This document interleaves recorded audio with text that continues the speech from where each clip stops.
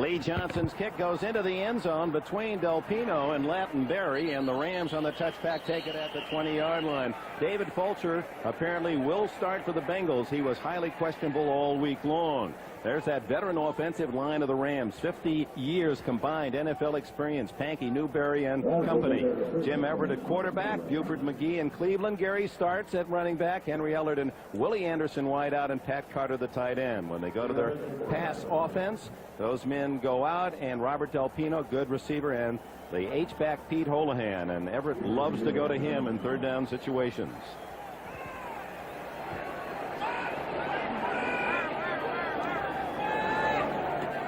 Comes out throwing, and underneath the Holohan, and it's a reception of 6 yards out to the 26.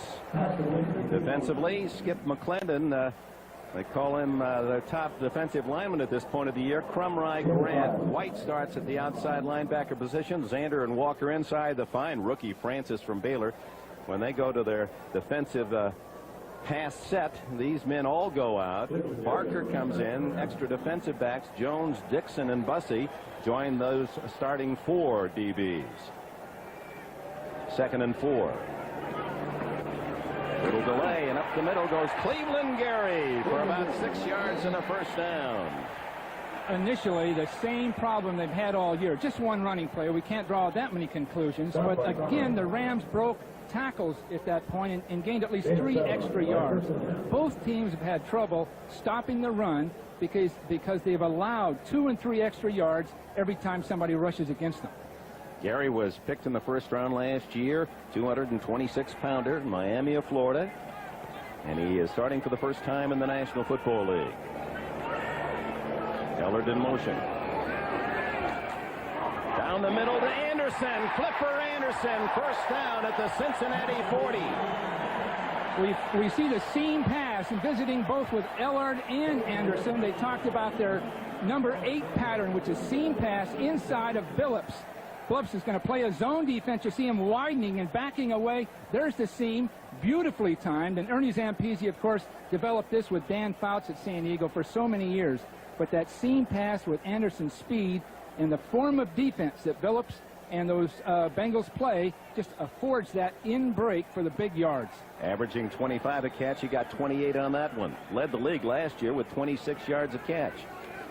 First down from the 40. Everett on top again, and too long. Anderson thought he might have been pushed. Carl Carter on the coverage for the Bengals. Aside from the 49ers, these 2 receivers, Ellard and Anderson, may be the most potent in football. And right away they test Carter. Right away they test Billups. And both those corners for the Bengals are really going to have their work cut out for them, especially when there's just an average to mediocre pass rush this season and in previous years by the Bengals. Rams chasing the 49ers, who rallied to win at Houston today, 24-21. And the Rams stunned by the Eagles in their last home game 2 weeks ago. Up the middle for about 3 or 4 goes Robert Del Pino, the third-year runner from Missouri. Again, falling forward. It seems that the Bengals allow people to fall forward for extra yards in their rush defense, and that in itself allows for more first downs, more ball control by the opponent. Gain of 4 as Derek Faison, a rookie from Howard, comes in. He split to the left. Third down and 6. Typically, Holohan is the receiver in this situation. Typically, he is. He's the tight end. Their H-back. To this side, Anderson, and that one wasn't close. James Francis, a linebacker, and a brilliant one he is, the rookie from Baylor, was drifting back into the pass coverage, and the Rams will have to bring on the punting team. Francis is one of the potential, the players of the 90s, linebacker type athletes. 250 pounds, former basketball player at Baylor. Sophomore and freshman year both he started or played 6th man on the basketball team. So agile, big, active, fast, and that's the prototype we're seeing now in the NFL. 12 punts for English, none inside the 20. He'll try here, and that one's way too long. Lattenberry could have fielded it in the end zone, so English unable to drop it inside the 20. There is a flag down.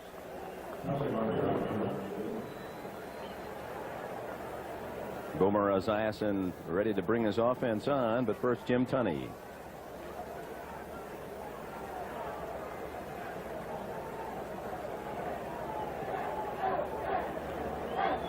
Well, that might be against the Bengals the way they're behaving on the side. We picked up, no foul. It was a touchback on the kick. First down, Cincinnati.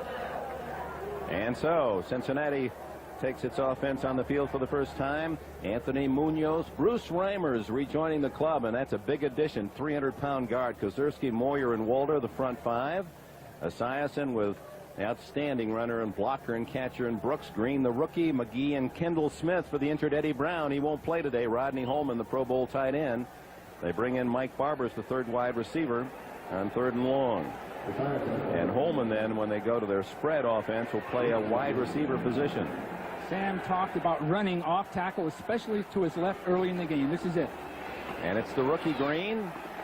Gets only 3. Good defense. Fred Strickland from Purdue made the hit. Here are the blue and gold Rams. Strickland and company, the defensive 11 of Reed, Wright, and Smith, the front 3. And they want more pressure from Smith in passing situations. Green's the pass sack man. Stam, Strickland, and Wilcher. Stams and Strickland, the inside backers, go out. And in the nickel, Jackson and Stewart come in to join the starting back 4 of Gray. He's back from injury. He had his knee surgery after the last preseason game.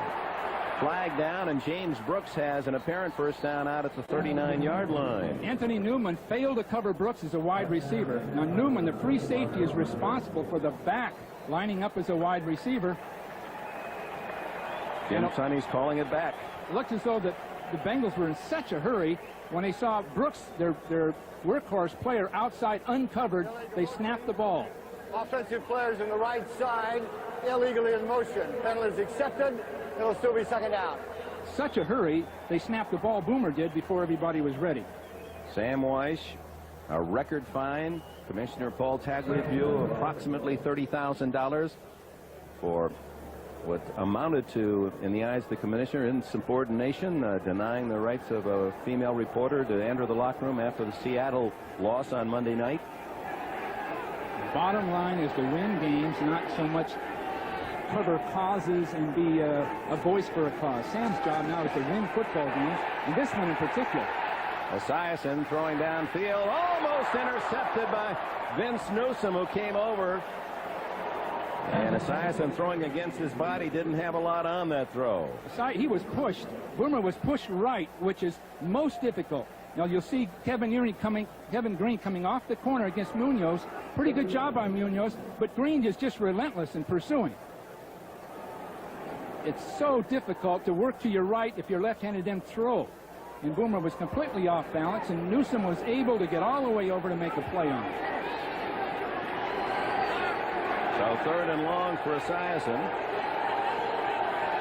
Mike Barber comes in, 3 wide receivers along with Holman, who's split right.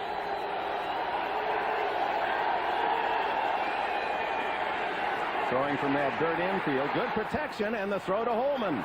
The big fumbles the ball. It goes right to number 83, Kendall Smith, and the Bengals get the ball and a first down. Anthony Munoz did a beautiful job on Kevin Green that time. What a matchup. Two of the best football players in the league. Many say Munoz is the best pass protector, and Green one of the best 3 or 4 pass rushers. But look at Munoz's ability to move his feet. A big 290-pound man moving his feet with that quicker athlete like Green. Wide open Holman. Excellent catch, but not protecting the ball. Newsom from behind knocked it away, but Kendall Smith, the right man at the right time, he's playing for Eddie Brown, a Pro Bowl wide receiver, injured Monday night in Seattle. It was a tough week in many ways for Sam Weiss. First down. Quicky and wide open is Holman. He's at the Ram 45-yard line before Newsom can drop him. Holman released up inside, and the defender was blocked out. If we can get a look at that, or if they try it again, we'll give you a look at how they worked it. Holman came up the field, and the man who was to cover him was unable to make any kind of coverage because he actually was blocked out of the play.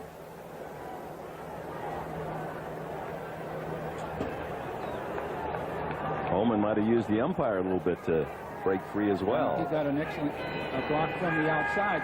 Now that can work just once, because really it's illegal blocking a man and then releasing a receiver. Harold Green, the number 2 draft pick from South Carolina, trying to get outside. Strickland and Gray make the tackle. Green, 222 pounds, and Sam says he reminds him of Dwayne Thomas, and he thinks he's going to be a great one. Well, they need someone to replace Ickey Woods, because they're expecting so much from James Brooks. 185 pounds, one of the great situational players in the game, but now has become a workhorse unless Harold Green can pick up some of that slack. On the Rams 43. Caddis in motion.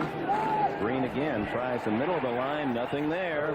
Hit first by number 93, Doug Reed from San Diego State, and the former Notre Dame star Frank Stamms finished him off. So there's the quick huddle, tack huddle, they call it, really, at the line of scrimmage, calling an audible, trying to reduce the number of substitutions in the game. Now the Bengals are going to have to wait.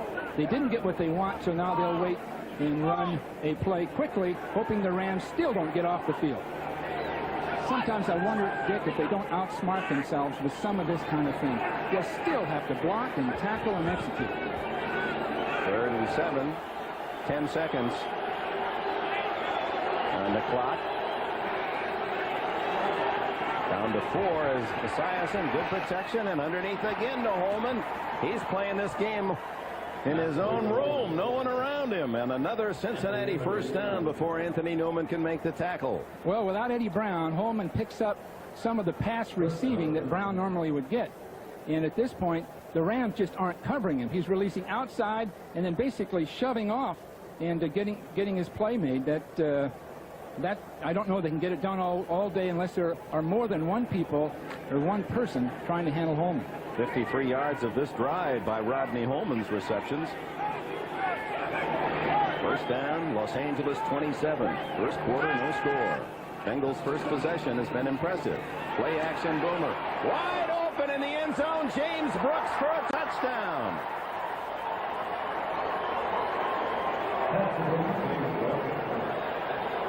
This is the quietest crowd, whether it's Bengals or Rams, that we've had all year. Just not much coming out of the crowd, which means the Bengals at least don't have to worry about things they did a week ago in Seattle. Again, they get Brooks to the outside, totally uncovered. And it would be Newman's job normally to get over there, and he must not have spotted him. 27 yards on the touchdown, and Brooks, that must have been a lifetime for him for that ball to come down when you're that wide open. Jim Breach tacks on the extra point, and Cincinnati, an impressive drive of 80 yards on their first possession.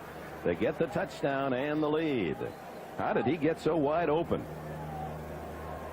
He's at the line of scrimmage as a flanker coming up the field, completely fooled Mel Gray. And they felt that Mel, having not played for a while with his knee problem, would be making mistakes, but not these kind of mistakes. The play fake totally fooled the corner, and that really shouldn't happen. Now, Jerry Gray has played both safety and corner, and just back after an injury in the preseason, arthroscopic surgery, and a little break, a mental lapse, and all of a sudden he passed off a man he should have stayed with, and the Bengals go 80 yards in 8 plays, 4.5 minutes, and Esiason to Brooks 27 yards for the payoff. Well, what concerned you most about the Bengals would be distracted all week, not being sharp mentally, and maybe not even physically being sharp, staying in Seattle all week. But this first drive is beautifully done, beautifully orchestrated. So many things they planned, special plays, worked for them. Boomer Esiason, who came into the game with 7 touchdowns but 7 interceptions, and admitted that the game he played Monday night in Seattle was one of his worst as a pro, said, "I wasn't alone." Most of the players agreed that there are very few high moments offensively from this Cincinnati squad that failed to score an offensive touchdown. Not only a bad game, but a bad week with all of the distractions that I think most viewers are aware of. But Boomer, in a sense, differed with Sam. He didn't want to be bothered with all of this. Lee Johnson, who's hit a lot of them into the end zone. Lattenberry won't be able to take it out, and that has become a strength of this Cincinnati team. You don't return many kickoffs. Johnson again hits it into the end zone. And the Rams started the 20. Let's look at the other scores in the fourth quarter. Indianapolis coming from behind, leading Kansas City. San Francisco did rally to win at Houston 24-21, and Miami had to come from behind to defeat the Jets at home. Dallas, a big win against the Buccaneers. Seattle outscores New England. Detroit had moved in front and still does. 34-27 for the Lions. Pittsburgh finally scores some offensive touchdowns, and they smother San Diego, and Atlanta leads by a point. Boy, that's a big rivalry down there in the fourth quarter. In the other late game, Green Bay, a field goal early against the Bears.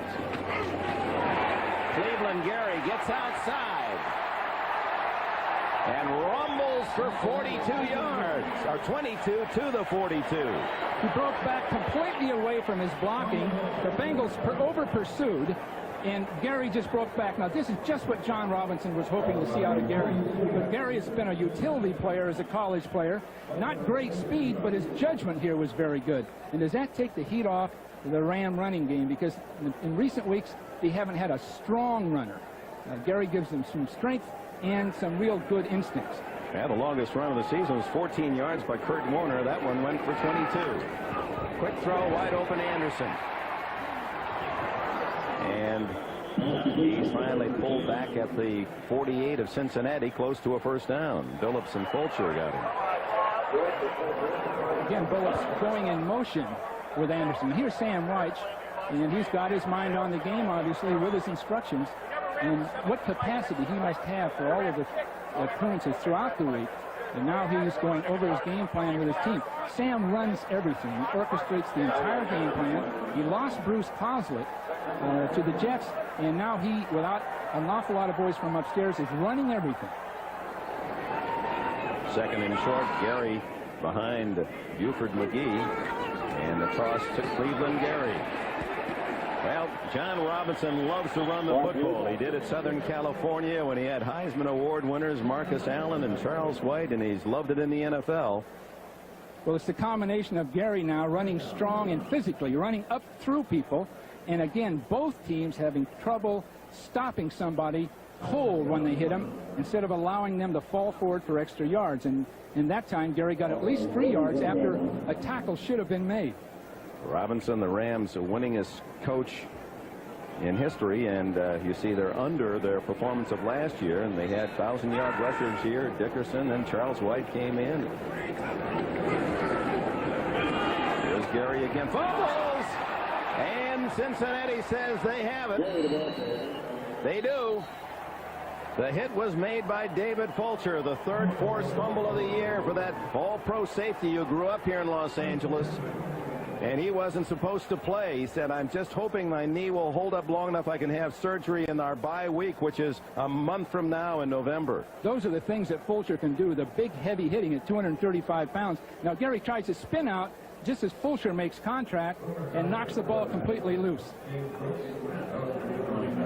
And we welcome those of you who have watched an exciting first game of our NBC doubleheader, and the Colts beating Kansas City 23-19 here at 7-0 Cincinnati. They just recovered a fumble, and it's Esiason down the middle to Tim McGee.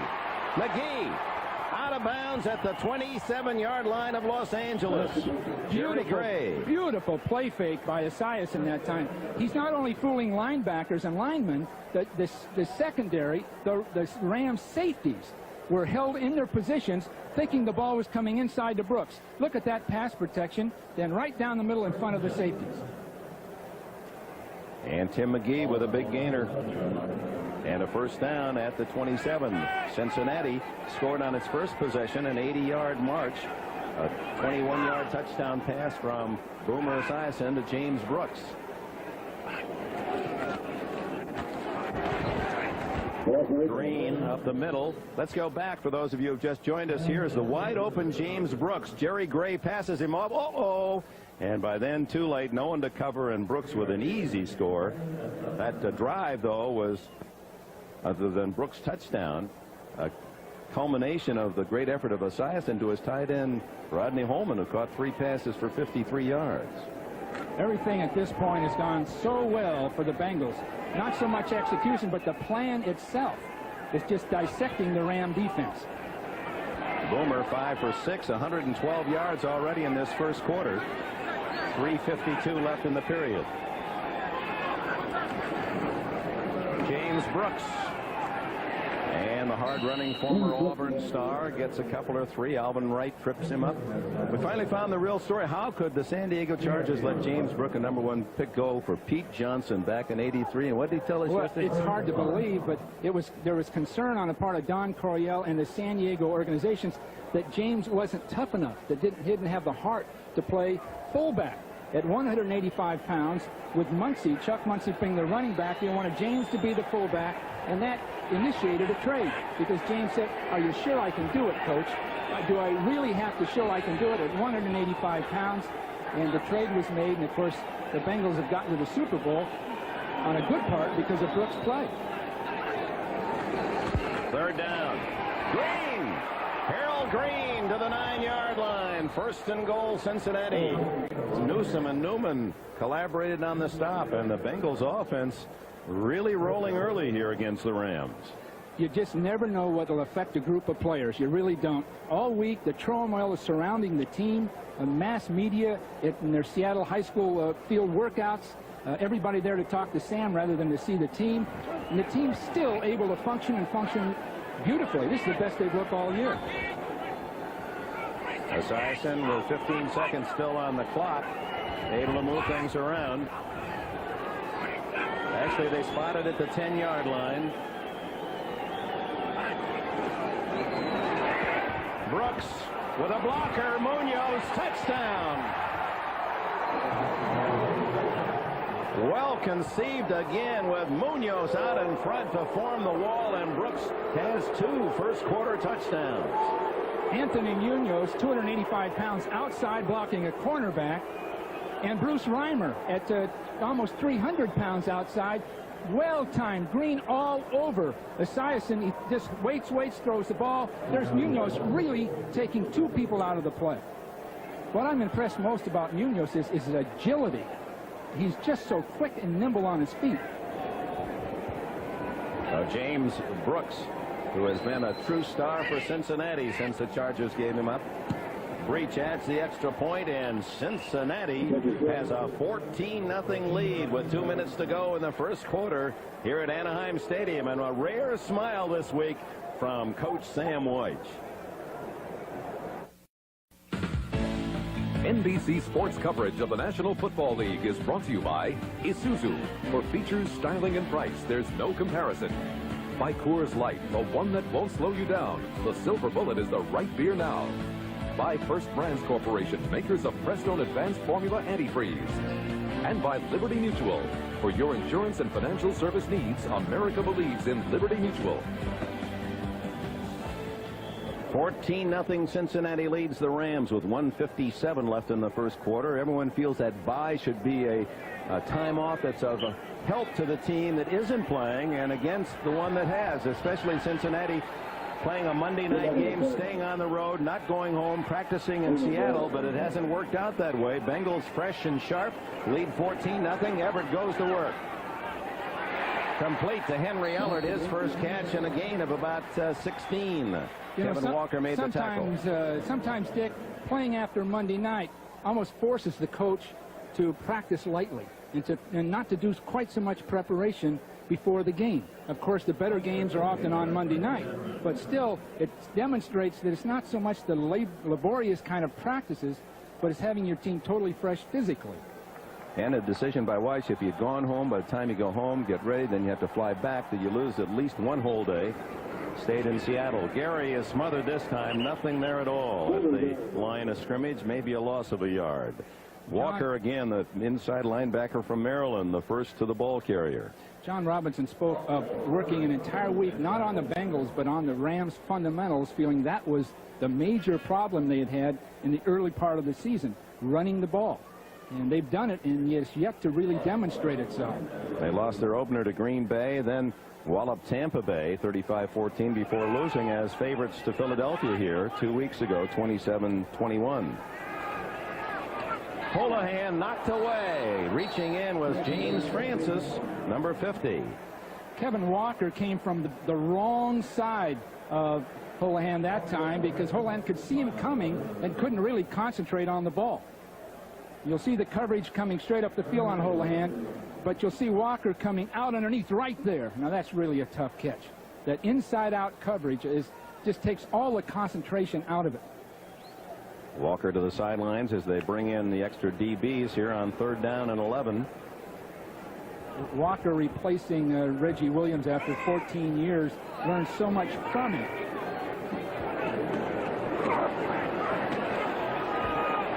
Ellard to flex it, incomplete, and the Rams punting team has to come on. The Bengals have used the very appropriate blitzing. They've just picked their spots, and the least likely time they're bringing defensive backs off the corner. And that in itself has forced Jim Everett to throw the ball more quickly and not to look for alternate receivers. There's Mitchell Price. He ran one back 66 yards for a touchdown in Seattle Monday night. Keith English, the punter, averaging 41 yards a punt. Price has some room. Well covered at the 27-yard line. James Brooks comes on the field. He's got 2 touchdowns. We have a timeout. Welcome back. Final seconds, first quarter here in Anaheim. 14-0. Cincinnati, there are the other scores. San Francisco remaining unbeaten, winning on the road again. Atlanta, a point better than New Orleans. 6-3 Chicago leading Green Bay in the first. Cincinnati, after the punt, starts from its 27. Green out to the 30-yard line. By the way, you mentioned Ickey Woods, Bill Walsh. He's on the physically unable to perform list, but is working out. They say every day looks better, and that it's possible the Yickster might be back when he's due to return after the 6th game. What a dimension he gave his team when he did play prior to that knee injury, because he could hammer into people. And then they could insert James Brooks, who's a beautiful open field player. So that combination was one of the best in football. But without Ickey Woods, Brooks is expected to take everything. And fortunately, such a beautifully conditioned athlete, he's been able to carry the load. That's the end of the first quarter. An impressive 15 minutes for Cincinnati. Sam Weich's offense, 147 yards in the first quarter. That's almost about the total in the Seattle game on Monday night when they really staggered. 2 touchdowns. Esiason 6 for 7. 121 yards passing. And it really wasn't a given play where a man made 4 or 5 people miss and made a long run. It was execution. Any number of different receivers and different kinds of plays, all executed beautifully. Quickie to Brooks, a little too high, incomplete. And that'll bring up 3rd and 7. Again, they get Brooks outside, Dick, and he's better than any of the corners trying to cover him when it comes to quickness and elusiveness. Now that quick huddle, they got the Rams, too many men on the field. That's a free play for Esiason. He dumps it out to Brooks. 40, 50, slips down, still can go to the 44 of Los Angeles. So there's a case where the quick huddle really pays a big dividend for Cincinnati. The Rams had all kinds of time to work on this, and they still didn't get it done. Brooks releases outside, and the Rams, the men covering Brooks, are still leaving the sideline. So there isn't anybody to cover Brooks to the outside. Defense, 12 men on the field.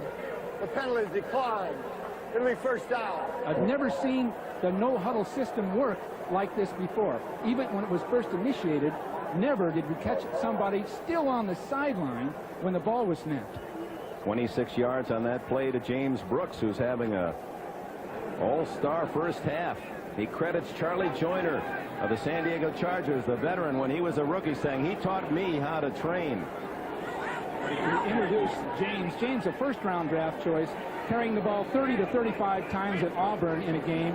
He meets Charlie Joyner for a workout in Texas, and he finds that Charlie Joyner is so much better. Oh, this is wide open. Holman out of bounds at the 12-yard line, but they whistle the play dead, I believe.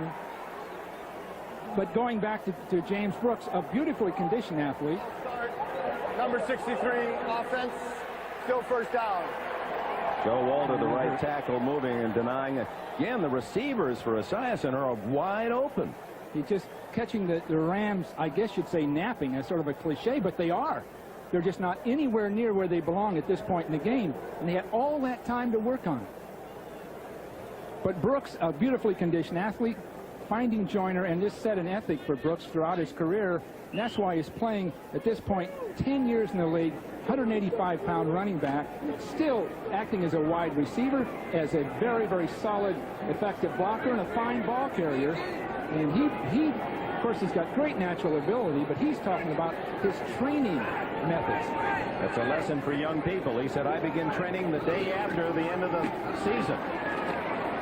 There he is, slamming into the big people. Harold Green running behind him into Rams territory to the 47-yard line. Now they'll spot at the 46.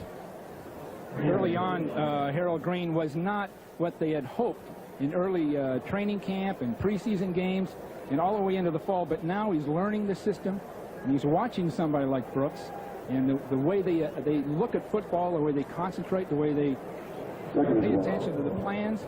Now he's now developing, and in a sense that'll replace Ickey Woods until Woods is totally healthy, which may be toward the end of the year. You saw the 9-time Pro Bowler Anthony Munoz, the giant tackle, leave the field.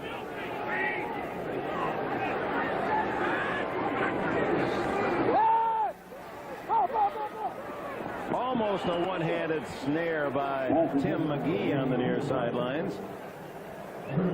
Jerry Gray on the coverage. The Rams are just off balance, Dick, throughout all of this.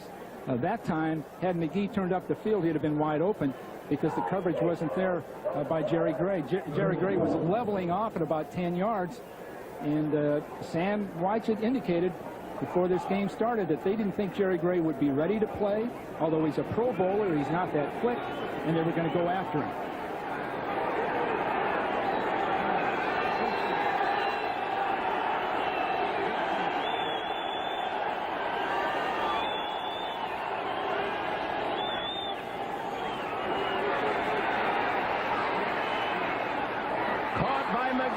First down at the Rams 20. Esiason could have run for the 20. He had two people out in front of him to block all the time he needed to get the ball thrown, and he'll come to the outside, and you'll see a pattern down the field. But he could have run for yardage that time. Nothing out there to contain the play, and he's left-handed, going to his left, and visiting with Green before the game, he said, I've got to stop that sprint out. So someone like Kevin Green, a Pro Bowl player, again, is sort of nullified, and they're running right out around him. Esiason now 8 for 11, 173 yards. Leading 14-0. They give to Harold Green, and he's dropped for a 3-yard loss. Number 96, check that, Brian Smith from Auburn, shooting through to make a tackle. He's number 2 pick last year. Bill Hawkins was the number 1 pick defensive ends, and John Robinson says, I've just got to get some better pressure out of these two young men. One of them has to emerge as a pass rusher and a threat. There's no real productivity at this point from either guy. They both have ability. Now, Hawkins had a knee injury, and he's just coming off it. But 2 high picks, they're going to have to produce. Just under 12 minutes left in the first half. Cincinnati 14, the Rams nothing, and the Bengals second and long. Play action, Boomer. Wide open again. It's McGee. That is about as well as you can fake a ball. Boomer coming out to his left so he can keep the ball in his left hand, and he hides the ball and just sits tight. And McGee then holds his pattern and slides to the outside. Now you'll see the fake here. Now watch Boomer hide right here, and then we'll come up here and then slide to the outside. So no, even if the fake holds everybody, then the sliding action just gets in behind the cornerback, and Humphrey just didn't even really know where the ball was. Didn't know Boomer had it, and didn't know where McGee was. 3rd down and 2.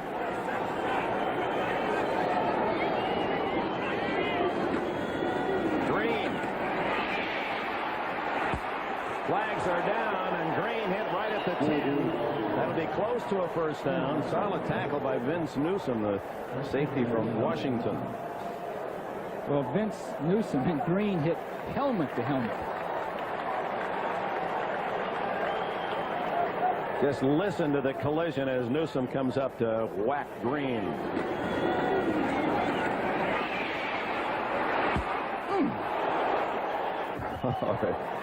That'll test the helmet. What was it? What Duffy Daugherty used to say? This isn't a contact game. Dancing is contact. This is a collision game.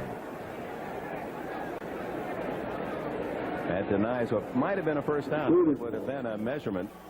So it'll be 3rd down and 12 now out at the 22. You know, the equipment in this day and age affords for a lot more contact than it did in those glory years where all the physical players we read about. This equipment, in a sense, saves these guys. Munoz is back in. Esiason wide open again is Holman, and a 1st and goal at the 7-yard line. Oh my, I have not seen a game where so many receivers were so absolutely alone, wide open. And Holman is replacing Brown in the 4-receiver set as a wide receiver, and he's totally uncovered. Now you'll see him right here. He's going to release up and cross. There isn't anyone near him. Nobody's accounting for him. Zone defense, and he works around behind people. And it looks like Brooks was in front to pull the linebackers forward, but wide open. The Rams have called time to talk it over. 1st and 5, Cincinnati going for another touchdown when we return. Cincinnati. Houston. Next Sunday. A stunning execution of Cincinnati Bengal offense. The Rams haven't been able to assimilate it yet. One wide receiver open after another. The Rams are just off balance, play after play, and White has mixing things up to the point that they can't pin down anything. 10 minutes and 15 seconds left in the first half. They go for a 3rd touchdown. Brooks for 3 yards. Brooks, who in that great Auburn years when they had Joe Cribbs and William Andrews and Lionel James and Brooks all in uniform at the same time at Auburn. What a history of great running backs. Brooks was the ball carrier, and when you think of a William Andrews who played so many years for Atlanta, he was primarily a blocker, only to find later that he was a great runner. Brooks comes out on 2nd and goal. Craig Taylor, cinder block they call him. Number 20 comes in.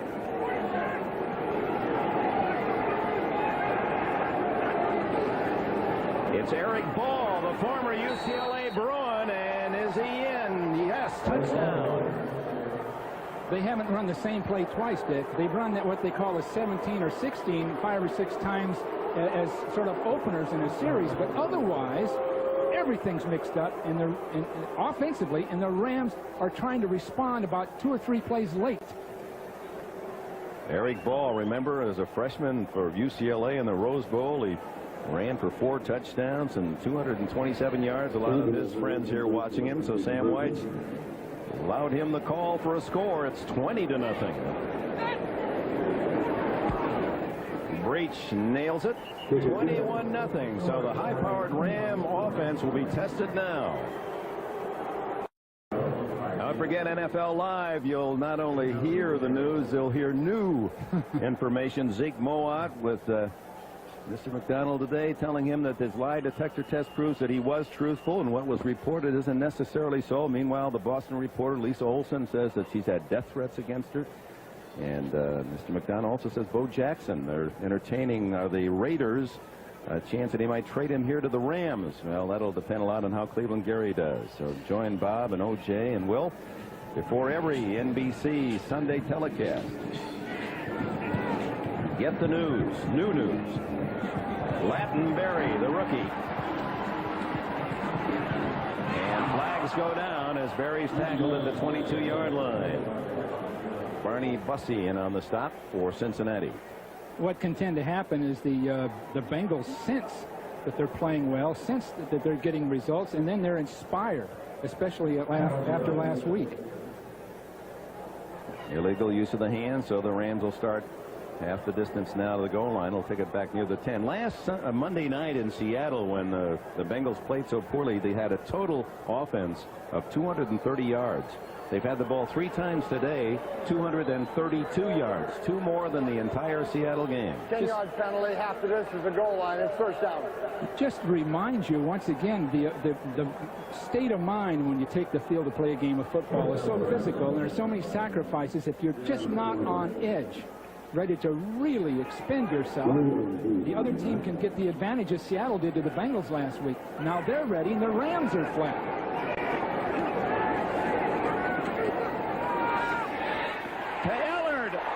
He almost stayed on his feet for a touchdown. That double collision takes him down at the 40. Lewis Billups and Ricky Dixon, and Dixon hasn't gotten up.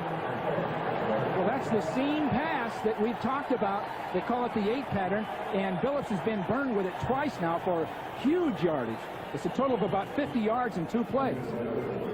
And while they attend to Ricky Dixon a timeout, we have 9:06 left in the half. Ricky Dixon off the field under his own power, appeared to be KO'd for a moment. Quick throw by Everett, and hit immediately Buford McGee as he came out of the backfield. Carl Carter made the tackle. Let's go back to the play, Everett to Ellard.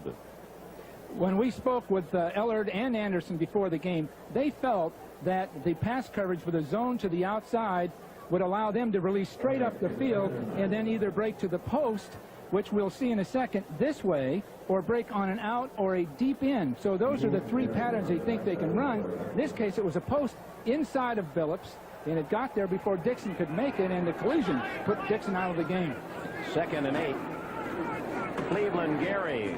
Some good popping again, not to the 43-yard line, where it'll be 3rd down and 5. David Grant in on that tackle, along with Leon White. Mass substitutions as the Bengals look for pass. Well, though they're down 21-0 with plenty of time, 8 minutes left in the half, and this high-powered Ram offense, I mean, Everett can get points for you in a hurry. In fact, these 2 quarterbacks were 1 and 2 in the league in touchdown passes last year. In fact, Everett led the last 2 years. He had 29 touchdown throws last year. Boomer 28. The problem the Rams have now is one critical mistake, an interception, a fumble, anything like that can really blow the game wide open. Everett not close on that one, as some pressure and some Bluebirds here in Anaheim. In fact, since '88, Everett has been the most productive touchdown passer in the league. Boomer 2nd and Dan Marino of Miami 3rd. So 3 and out after the Ellard catch, and now English comes in to punt. When you're down 21-0 or even like 14-0, the problem is your own execution, because you aren't going to get that many more chances. So if anything goes wrong, you've lost another opportunity. Mitchell Price calls for the fair catch at the 20-yard line, and with a timeout, midpoint of the 2nd quarter, 7:34 remaining. A flag is down on the play. Ineligible man downfield for the Rams. See if Cincinnati forces English to kick it over. You know, Dick, John Robinson Bring it back. has desperately wanted to get his running game going, because he felt with Ernie Zampese, his offensive coordinator, Player, number 90, downfield illegally, 5 yards, it'll still be 4th down. with Ernie Zampese coming in as his offensive coordinator, he just turned over the passing game to Ernie, brought much of what they did with Dan Fouts at San Diego, and it turned the team around. But he feels they've lost some of their toughness in the process, because their running game just hasn't been up to par since they lost Dickerson. The good part of it's the runner, but also it's sort of a psychology, depending too heavily on Everett hitting those touchdown passes. Yeah, the passing game develops finesse players, where if you run it the way the Bears and Giants like to, that really builds that toughness coaches are talking about. It helps the defense. Wolcott's in on English, who hits a wedge shot down to the 25, down at the 26-yard line, and a timeout. 7:26 left in the half. And another flag is down. Personal foul, number 96, during the dead ball. Brian Smith, the defensive end, guilty of a personal foul, so Cincinnati will benefit. 15, well, he's pointing the other way. He motioned Los Angeles, and they marked it off against Cincinnati. both teams are pointing in opposite directions. You can figure that one out. Personal foul. Number 96, Cincinnati. Oh, that's Tua Tagovailoa. So First down. it'll be 10 against Cincinnati, or half the distance. 15-yard penalty back to the 12-yard line, and we have a timeout.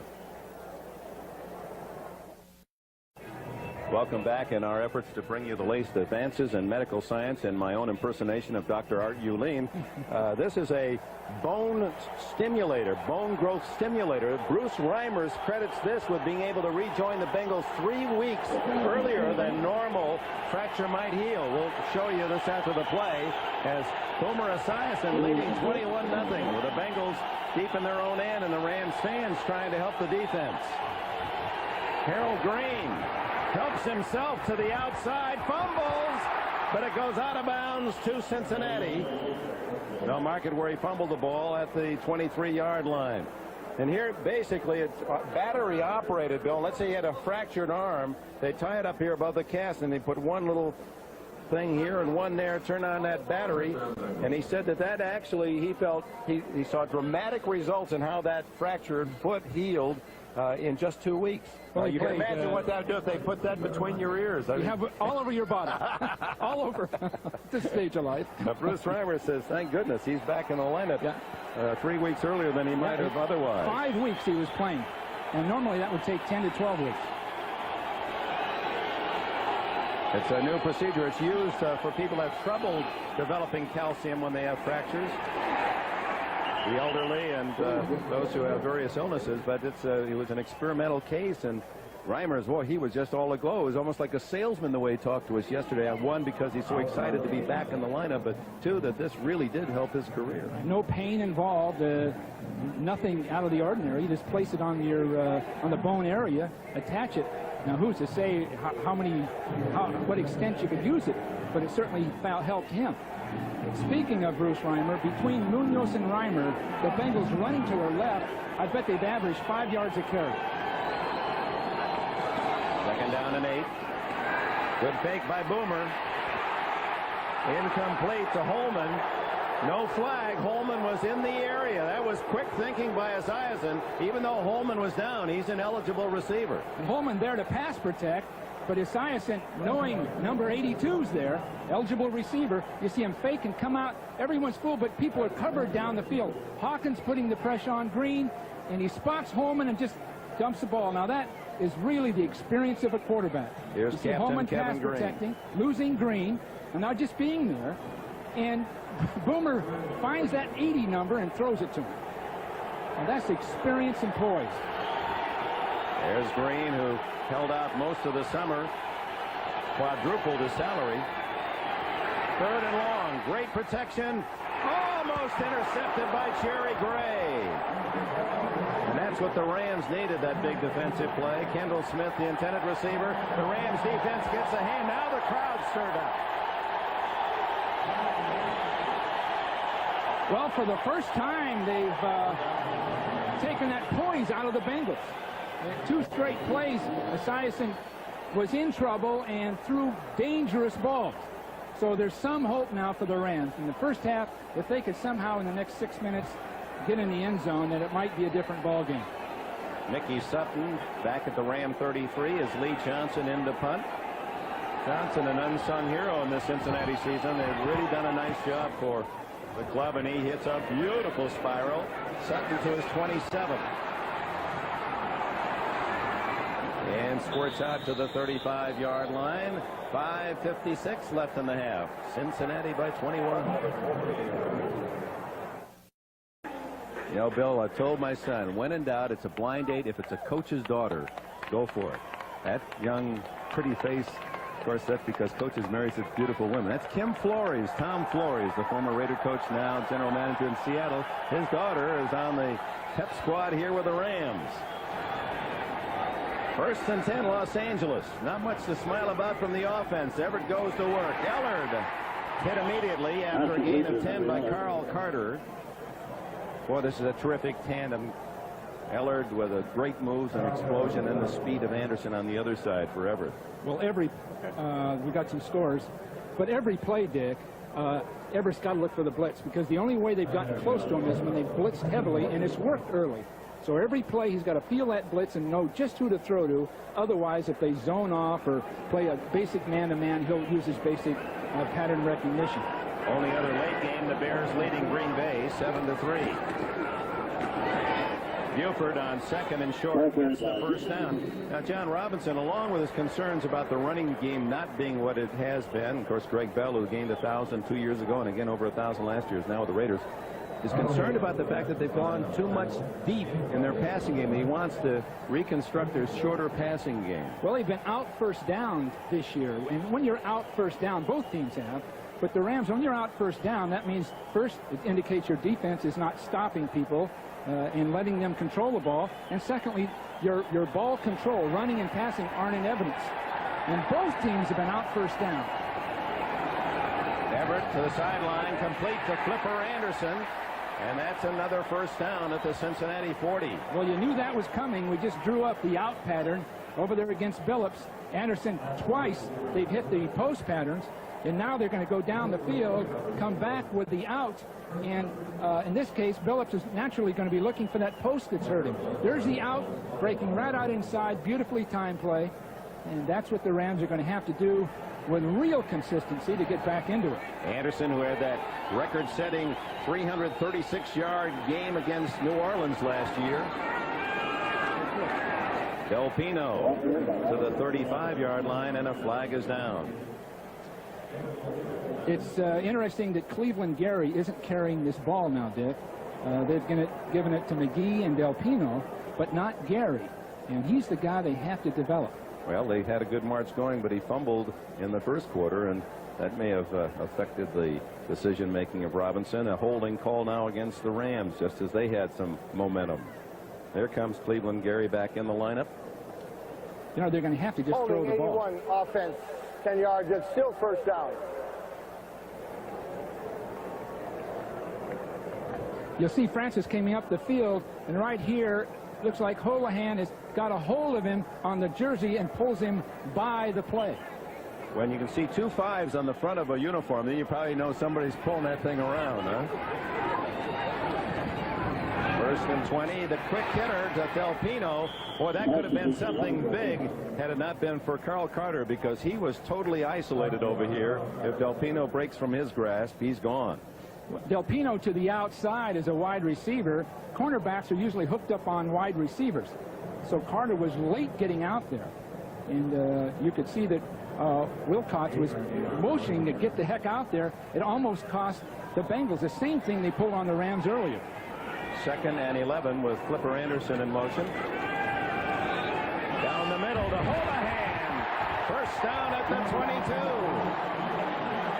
Was he tough getting that ball in traffic? Fulcher was all over him. He had Wilcox there, and he catches the ball right in the middle of the traffic.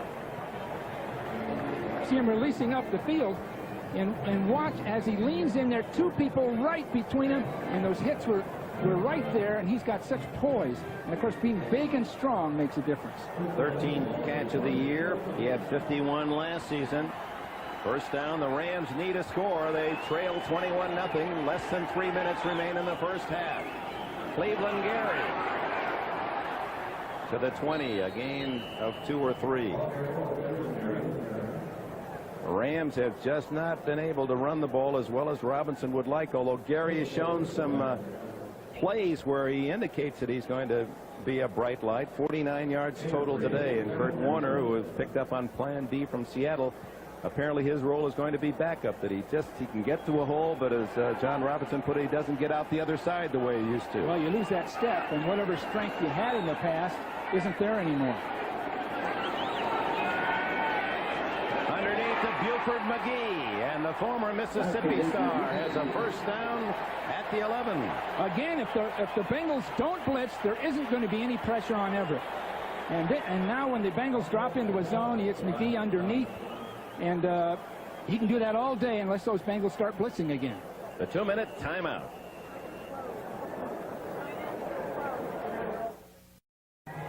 This is the play that Roger Craig gained so much fame for with the 49ers. What will happen the tight end will release up the field. Then Gary will come out and break under the linebackers.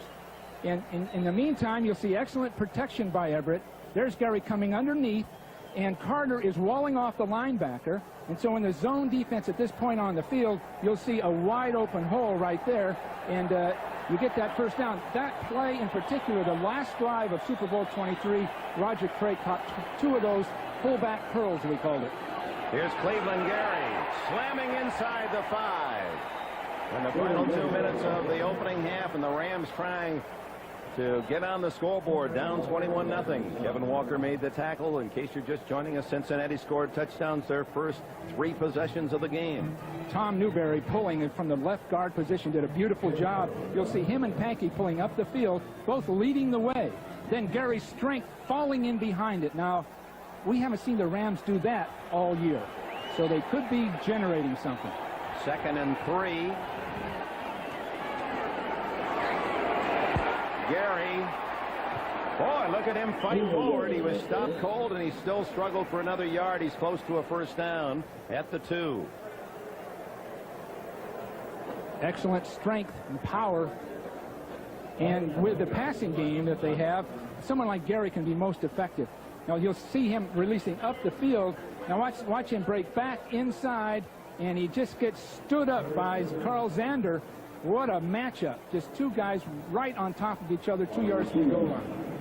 Zander won that one. Now the Rams come in with extra blocking strength.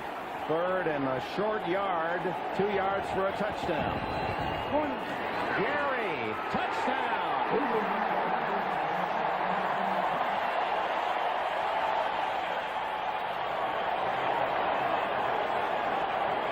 Cleveland Gary's 2nd touchdown of this season, and the Rams are on the board.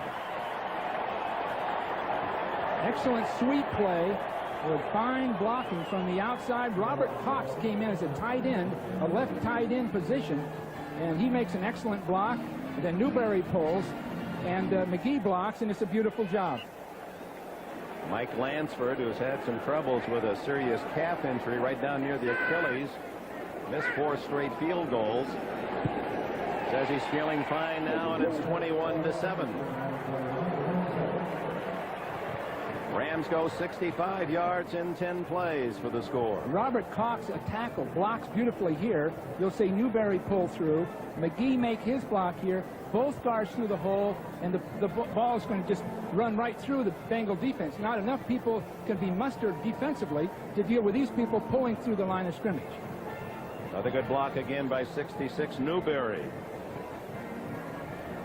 There's both pulling guards looking right at us, coming straight up the field, knock people well and far enough out of the way that Clark, in this case, Bernard Clark, just couldn't get to the ball carrier. Cleveland Gary, who played some baseball in the offseason in the Montreal Expos organization, hit 275. Had a little trouble with the curveball. He said, boy, it was tough making ends meet. He said, you know, after they took out taxes, you only had about 7. I said, 7,000. He said, 700. 700. You know, most guys we talk to look back as football players and think, I could have played baseball. I could have done it. Especially this time of the year when they're watching the playoffs and the World Series. James Brooks was another. Remember, he came into our meeting with a Cleveland Indians hat on, said, I should have played center field. I'd have been a great player. Probably would have been. Well, he's the athlete that really could do it. Lansford's kick is short, very short.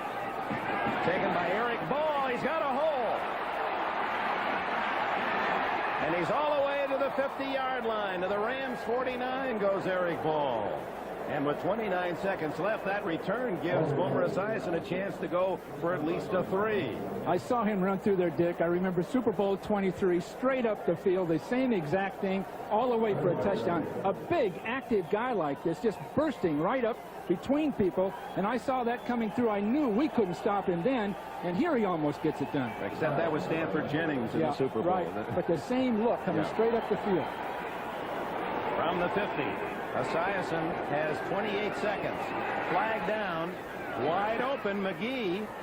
No one within 5 yards of him again. Now let's see what the penalty is. He's out of bounds at the 39. Well, that return really put the Rams in hot water because another 10 yards unless the penalty. Illegal formation offense. 5 yards. Well, there's plenty of time with Esiason to hit somebody down that field and get 3 points out of this. So instead of a gain of about 11, they lose 5 on the penalty.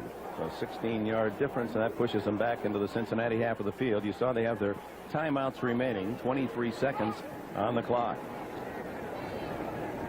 Norman Julius Esiason, first quarterback taken. They didn't take anyone in the first round his year, 84, out of Maryland.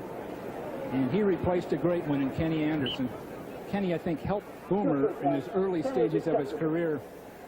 But 7 interceptions this year.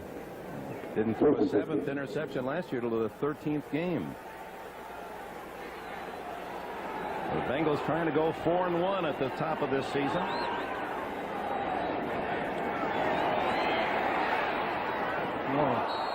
Oh, a good thing that the Ram defender fell down over there. McGee was the intended receiver, and Alfred Jackson was right in the line of that pass, but lost his footing. A trap play right now with Brooks would be beautiful. It really would. The Rams are going to rush 3 people, and you could trap those people. There's nothing. Look inside that formation. No one there.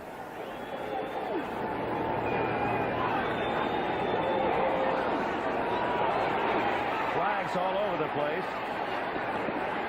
Almost picked off in the secondary. Bobby Humphrey, the ex-Jet. Tim McGee was the closest receiver. Now the penalty. I'd really be surprised if 51, offside. the Bengals don't run something inside a running play at this point. Sam's famous for doing that. 12 seconds on the clock. Brett Farinez had leaned offside. And they take the 5 yards out to the 50. Still second down. Boomer quickly running over. Sam White's called him over to tell him something. They've gotten so that they're so good at signaling they can almost carry on a conversation in the room without ever moving their lips. The entire team. When Boomer does have that attack huddle, the offensive linemen are communicating back to him.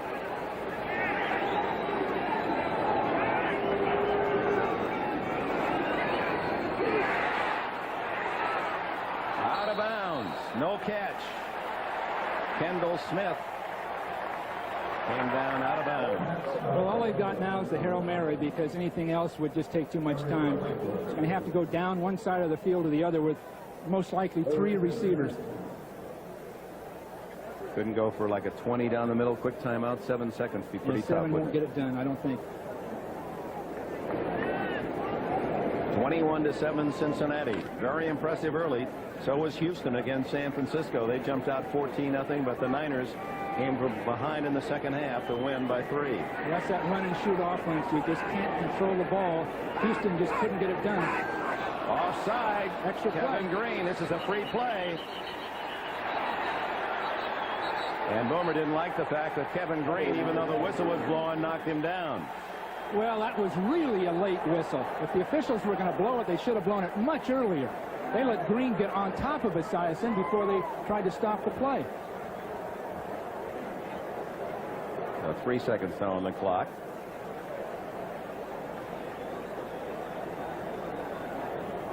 I wonder if they'll put the 4 seconds back on here. Unlikely. Green can give you nightmares. 3 forced fumbles last year and 16.5 sacks. And Sam White wants to talk it over. Defense, number 91. Please reset the clock. 7 seconds. 07, please. Well, they got their time back. Let's listen for the whistle. There it starts. Well, so Green was right on top of him. At least the whistle Green would have heard. Timeout. Perhaps a big play left for Cincinnati. There's some fans that could use some of that bone growth stimulator. That I'd hate to think that they've had one. That'll harden your seeds. Ball at the 45-yard line. Probably the final play of the half for Cincinnati. 45 of the Rams. Perhaps a quickie and a quick timeout could get the field goal unit on. But remember, Jim Breach is really a 45-yard or under kicker.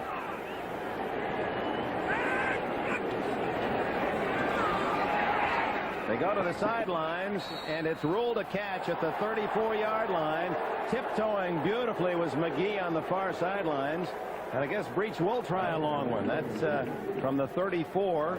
We're looking at 51, and Breach has kicked one 53 a few years ago. His longest this year is 46. Well, he's got a good surface to kick from. That's a beautiful carpet down there. So from that standpoint, there shouldn't be any problem with the placement and the hold. But this one certainly tests the limits of his range at 34 years of age. Most of those 50-yard kicks successfully have come earlier in his career. And, of course, it always could be a fake as well. Barely 52 yards away. Breach is setting it up. He's a golfer, and like most of your placement kickers, talks about the similarities, so many there are, between the kicking leg being the golf club and the whole stroke of the ball. You think they're having a replay here? They must be. Play stands after review. First down. That was a beautifully executed play, that out. Just perfectly thrown and caught. So with 3 seconds remaining, here's Johnson setting it up. Oh, it's going to be Lee Johnson to kick it. So Lee Johnson, who can kick him a long way. In fact, he's kicked one from about 60. Drills this one, but it is no good. Wide to the right. A line drive, and the end half.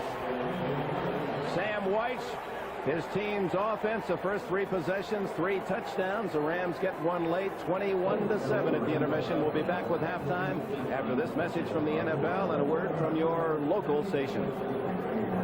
Anaheim Stadium, the Bengals leading by a pair of touchdowns will get the ball first to start this second half in Cincinnati. Just as the Rams, as the guys back in New York pointed out, if the Rams lose, they fall 3 full behind the 49ers. If the Bengals win, they open up a 2-game lead with Houston's loss in the Central Division. But here in Anaheim, what do the Rams do to catch up?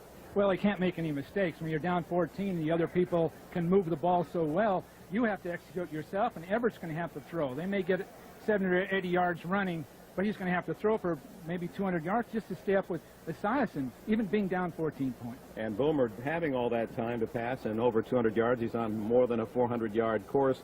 Do you think that Sam will continue throwing the football? Oh, I'm sure he will. That's one great thing about it, because Sam will just keep the game going wide open. The Bengals have been willing to blitz. The Rams haven't, and that's been a big part of it. The Rams are going to have to come after the Bengals with a blitz. See if Esiason can handle it. Lansford will kick it off. There's Jim Everett. Not a bad first half. And had his passing game going, and certainly will have it tuned up for the second half if they have to play catch-up. And James Brooks, one of the Bengal stars of the first half. What a player he is. Does anyone, pound for pound, does anyone play harder and better than this man? You could say at 185, he could be pound for pound the best, or one of the very few best in the NFL. He's taken on workhorse implications in his play now with Ickey Woods out. Eric Ball and Stanford Jennings are deep, and Lansford has to tee up the ball again. Let's take a look at the first half statistics while we have a moment. 212 yards passing for Boomer, 147 for Everett. Total yards fairly close, and time of possession close. 1 fumble, and the Bengals took that one right down and scored. Stanford Jennings. Flags down, and Jennings dropped at the 15-yard line. Paul Butcher, a former Detroit Lion. Special team star for the Rams. Well, the Rams, you can see they want it, no question about it. They want this game. They've sat out for a week, but they know where the 49ers are. They have to win. Holding against Cincinnati, so that'll take them back inside the 10-yard line. Yep.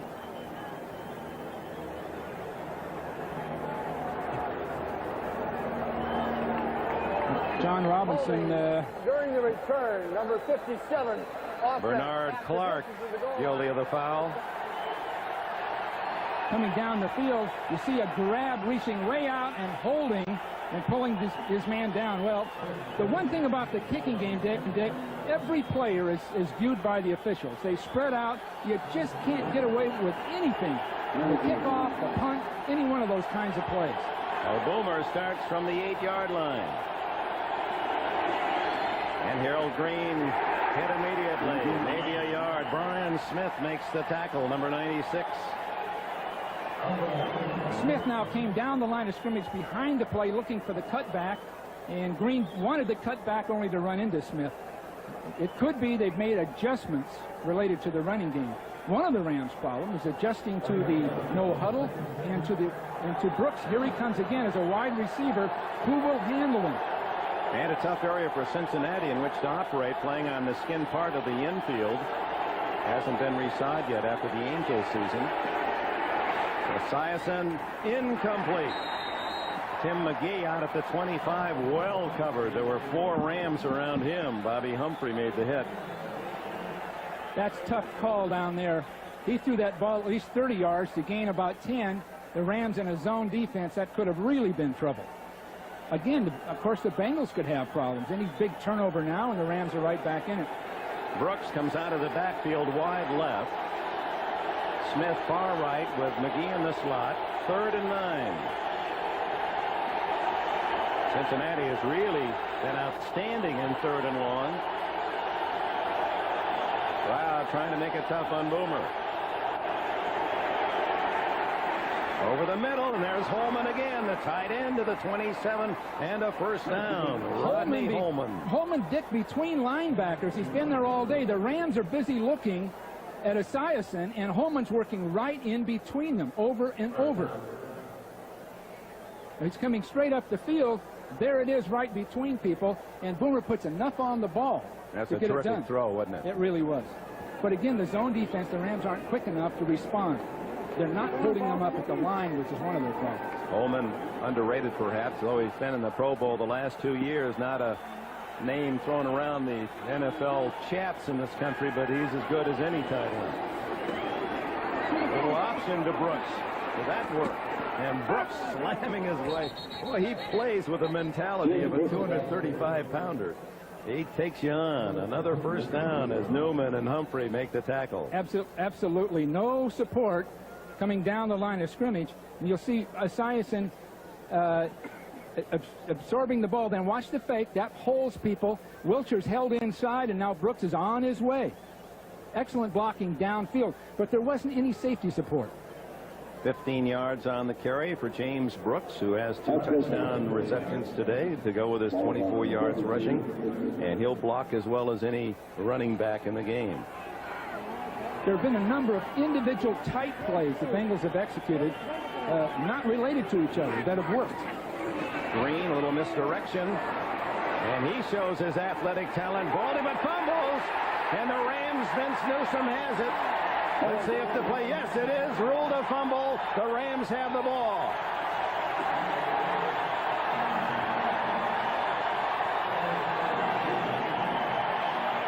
Newsom ripped it away from Green, who made a dazzling run to that point. But it was a beautifully executed play, and Green's open. Now watch him leap in the air, and I think that's when he lost the ball. When he tried to make a jump, and the ball sort of hung out behind him, he lost it at that point. Look at Newsom just nice job up in the air, and Newsom catching him just from behind. That was a pickpocket job. He actually just pulled it away very gently. So the Rams finally get a turnover early in this second half, trailing 21-7. Well, that's what they needed. Now they're around the 40-yard line, so they can go for it. They can get it field position. If they hold that, they'll finally score. Sooner or later, they can keep driving the Bengals back. I don't know what the delay is for here. Perhaps they're reviewing it. Take another look at. Clearly, he was not down. That shouldn't take long at all. There it is. He just pulls the ball away. Got it now. Now they're reviewing this spot where to put the ball. At the 42-yard line is where they've placed it. So Harold Green having his finest run of the day, only to lose the football. So just as Cleveland Gary, the young running back of the Rams, has lost the fumble, now Green has as well. Play stands, says Jim Tunney, and the mark is at the 44-yard line. Here come the Rams, down 21-7, first possession, second half. The good news, the Bengals fumbled, but the bad news, the Bengals beautifully blocked the Rams again in the second half. Everett, a quickie, complete to the 49 to Ellard. They say about Ellard and Everett, talking about, he said, give you a little line on each of my receivers. Ellard, he said, every time I throw to him, he's so wide open. He makes his break and he leaves the defender, and he said he's so easy to find. Well, that quickness, that nimble quickness that he has, you see him leave the line of scrimmage and burst, and the ball's already in the air. And that's really tough. Carter didn't have a chance to respond to anything. And he really excels at those 16, 17-yard patterns that you like, Bill. And meanwhile, they've got Flipper on the other side. Cleveland Gary finding his way to a first down on second effort to the Bengal 45. Now, this is important for the Rams. Throw the ball on first down. Don't come right out and give it to Gary again for 3 yards. Get the Bengals off balance. Because they've got the passing game. There isn't any question. They've got all the tools they need to make the big plays and to control the ball. That's the best number for any running back for the Rams this year, 55 yards in a single game. Anderson left, Ellard right. And a long one for Ellard. But Ellard was bumped by Billups, and he complains about it.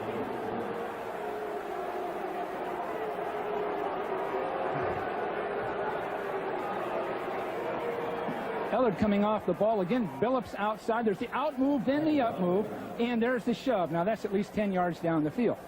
Now Billups would argue he had to do that to protect himself. They got the wrong coverage that time. They got a rotation toward it. They very well could have thrown the ball to the fullback. But we knew the Rams were going to run double moves, you call them, an out or a hook, then up, because the Bengal corners have been known to bite at around 10 yards. They'll come back to something like that before the game's over. Gary, the flag's down. And that's usually the umpire's notice of a hold on offense. Oh, that drives you crazy, Dick. When you're trying to establish a running game, you finally get it well blocked and done, and somebody's holding.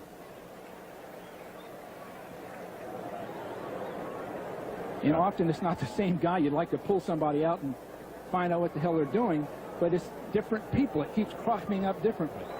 Holding, 67 offense. Still second out. Duval Love, the right guard, guilty. They've got a terrific offensive line, the Los Angeles Rams, and a first-round pick, Vern Brostick from Washington, 300 pounds, that Robinson said, you're going to really see a player extremely strong. He's the heir apparent to Doug Smith, the veteran center. Brostick, they think, John, this openly volunteers an all-pro caliber. Uh-oh. Wide open is Anderson. Flipper, touchdown.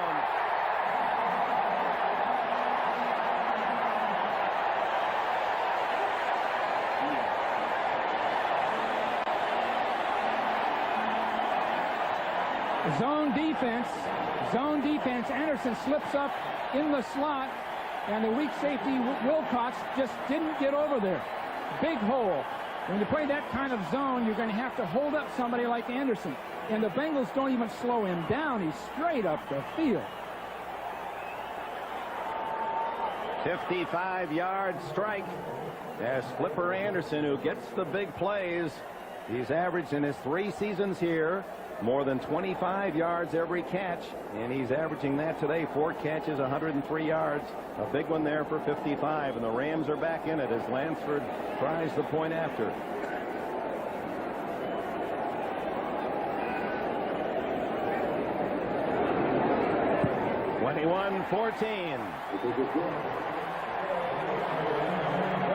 Now the Bengals tried to stay in a 46 defense, and there was no one, wasn't anybody near Anderson when he came up the field. Wide open. It's more than just a game. 17! And if you play your cards right, 20! You could win it all. 25! 25? I won! With that lineup? Yeah! Play Diet Coke Super Bowl lineup, and you could win up to $25,000. Game pieces and caps only on packages with Super Bowl lineup emblems. Tough luck, Boomer. Collect and win or win instantly. Hey, a Super Bowl trip! With 100%. NBC Sports coverage of the National Football League is brought to you by Honda, maker of fine quality automobiles. Test drive a Honda at your local dealer today. By Diet Coke with 100% NutraSweet. You'll drink it just for the taste of it. By Dean Witter. There are many ways to measure success. Dean Witter measures success one investor at a time. And by Hertz. We never forget who made us #1. We're Hertz. We're America's wheels. Dragged down at the 25, and a flag goes down. Greg Clark, acquired from Green Bay on waivers, made the tackle. The Rams have got the Bengals backed up again. Eric Ball injured on the play. Bengals are going to have to generate offense now, at least to get field position back.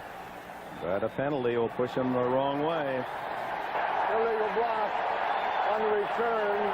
Number 52 on the spot with the dead ball. 10 yards. Craig Ogletree, a rookie. The penalty. And so Cincinnati so brilliant on offense. And their 3 possessions, 3 touchdowns the first half, struggling here in the second half. 10:29 left in the third quarter. Now the crowd at Anaheim Stadium raises up the level a notch.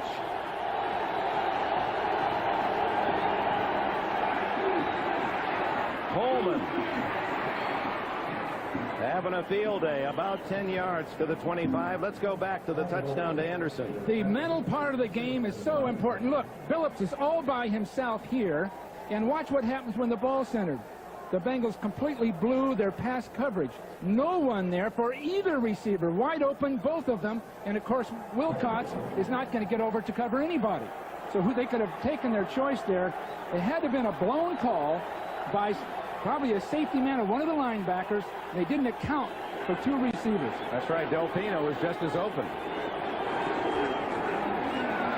This is James Brooks on 2nd and short, picking up the first down out near the 29-yard line. Frank Stamms, former Notre Dame All-America, tripped him up. Boy, is there an ebb and flow in sports, isn't there, Dick? You can just see momentum swinging back and forth, and you begin to tout one team as being so ready and prepared for a game in spite of all the odds, and it comes back to haunt them again. Now the real character shows up.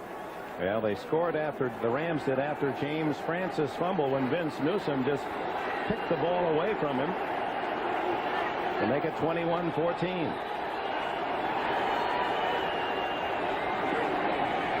First down, Brooks. Fred Strickland, Mike Welcher, Alvin Wright and company push him back after a short gain. Now they're catching the play from behind. In that particular case, catching it from behind, it never could really get on track.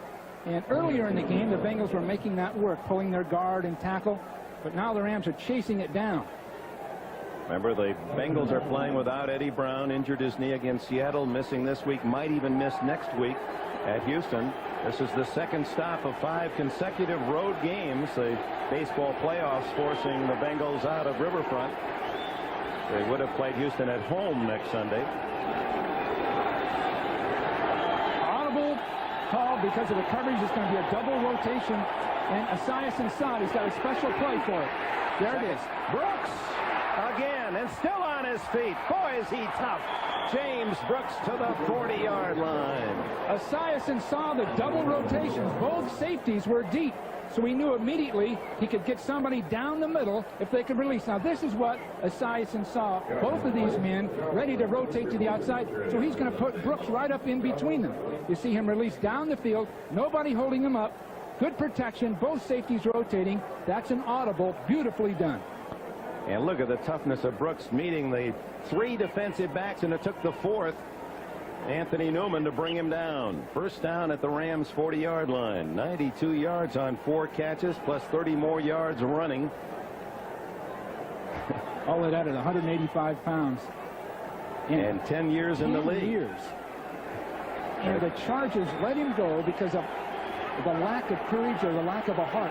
They said he was a crier. He said, boy, did I laugh, though, when they traded me. Little misdirection, and it's Harold Green. Couldn't get around the corner. Good play by Newsom again. Sam's going to have to leave that guard tackle pull play because the Rams are really zeroing in on it. The only thing he's got now, and most likely he'll pull, is a play pass coming off it. Maybe he just calls that to get it stopped so we can go deep down the field faking it. Second down. And 11. 21-14 Cincinnati. They led 21-0 into the second quarter. 6.5 minutes remain now in the third period.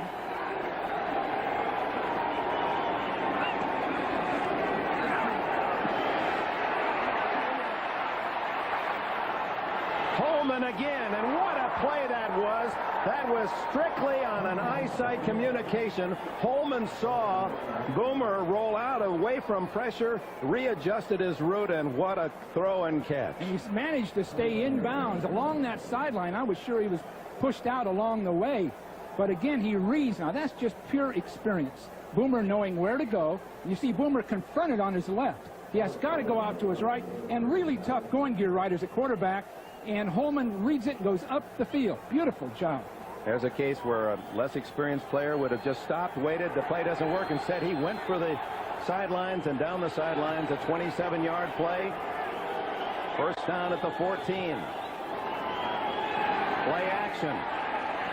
Look at the protection, and then he has to throw it away. Brooks in the end zone, the closest Bengal. Well, that's where the Rams are their toughest, in their zone defense near the goal line. They back off and use the in line as part of the defense. And in this particular case, you'll see people dropping off to the outside, and well, they've got the quick huddle on you there, Bill. Yeah. The throw is to Green. Harold Green, touchdown. Esiason's third touchdown throw of the game, and Harold Green has his first as a receiver. Well, the Bengals just attack you from all directions, using all receivers. And again, the Rams, I was going to point out that the Rams were caught down the field with a zone defense, and this time they threw it in front of the zone defense. (27-14) as Breach sets up for the extra point. There's Esiason. He's another one of those baseball players. He came out here yesterday, went out to the mound and imitated. He was about to play a baseball game. 28-14. He was unbeaten as a left-handed pitcher in high school. 2-touchdown lead again.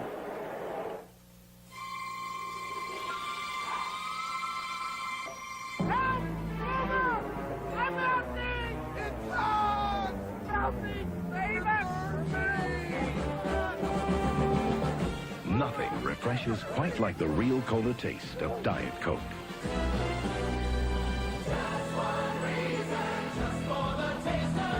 With 100% NutraSweet. Hey, where's Boomer? Guys! 28-14 here in Anaheim. Lee Johnson again drills it right to the goal line and through. Another touchback. And now let's check the Hertz 10-minute ticker as the Rams will play it from the 20. Indianapolis, San Francisco, and Miami winners. Miami now 4-1. And Dallas gets another win at home, surprising Tampa Bay. Seattle and Detroit a winner against the Vikings. Pittsburgh found the offense against the Chargers. Atlanta by 1, and the Bears lead by 4 in the third period of the other late game. And here's Sam White, a very troubled week. Stiffest fine ever handed out by the commissioner to a coach, estimated at $30,000. And that story isn't over yet. Sam has his own special plans about how he's going to entertain the press after the game today. Everett hit, and it'll be ruled a forward pass as James Francis, the rookie who has 5 sacks already to lead the Bengals, in on the backside. Francis can do everything. 5 sacks already, as you point out, Dick. He's coming up the field with that strength, and no one blocks him. The Rams failed. Either he came late and they took their eye off him, or they blew the protection. You can't let a guy like this unblocked, especially to the backside of the quarterback. Said he was sitting on draft day with the Bears. If he would have signed before they drafted him, they would have taken Francis. He said no, he didn't want to sign that early. So the Bears picked Mark Carrier, and the Bengals took Francis. Quickie, Buford McGee breaks the tackle. And sprinting from behind to make the stop was number 59, Kevin Walker. Wilcox had missed the initial contact. So Sam Morris, his feeling is that the players, his players, are embarrassed, and it's not the right environment to be naked while you're being interviewed by women. He says, but at the same time, women should have equal access. So he feels that that's the whole point here. They don't have to be in the locker room to have equal access as long as everything's the same. And here in Anaheim, he's devised a big curtain system today after the game. Cleveland Gary, big hole, gains close to first down yardage. Now here we just moments ago we're in the locker room. Here are the lockers, and there's the curtain. So the players will have seats around behind this curtain. They'll take their clothes in there. They'll put their pants on after they shower and then come back on the outside of the curtain with the idea the press shouldn't go on the other side of the curtain. But if the press should go on the other side, there's no one there to stop them, and then we might have another whole harangue. Well, I'm afraid Sam would be there to stop them, and you want to avoid that kind of thing. But the idea is to at least let the men get some of their clothes on before entertaining the press. So that is his answer. And then they'll all meet out here. And see, this is the normal area where reporters would come in. Men would be in various states of undress. And whether they're interviewing you or not, it's just hard. The towels and the robes just don't do the job, apparently, Coach. Is that it? No, that's it, I'm sure. But the problem for Sam is that he's getting, a reprieve this week because this is maybe the only locker room in the league where you can separate it with those curtains. Most of them, they're so small that the curtain effect wouldn't be there. There wouldn't be room to do it. You look right into the showers. Now they're wide open. I think Sam feels the cause. First, he totally understands, is in our conversation, that women should have access to the players. Equal access. Equal access, no problem. He thinks it can be orchestrated so that women can have access, and yet the men can retain their modesty and privacy. And in theory, it's great. But facilities really aren't there around the league to accomplish both those things. In fact, he said he actually gave priority to the female reporter. He said he took Boomer away from the other reporters so that she could have him first in Seattle. He said that what it may boil down to is that the male reporters are going to have to join the women in another room or in another place rather than just having free reign in the locker room. Well, it goes on. 28-14. Wide open, Del Pino tried to run before he caught the ball. The Bengal corners are just giving up that quick pitch-type pass over and over, and maybe they'll say, look, come up and make the stop for a 5 or 7 yard gain. Occasionally, someone like Del Pino in this case might drop it. There's Dick LeBeau, who's sort of giving that up, depending on his cornerbacks to read the quarterback and not get beat deep. Third down and less than a yard.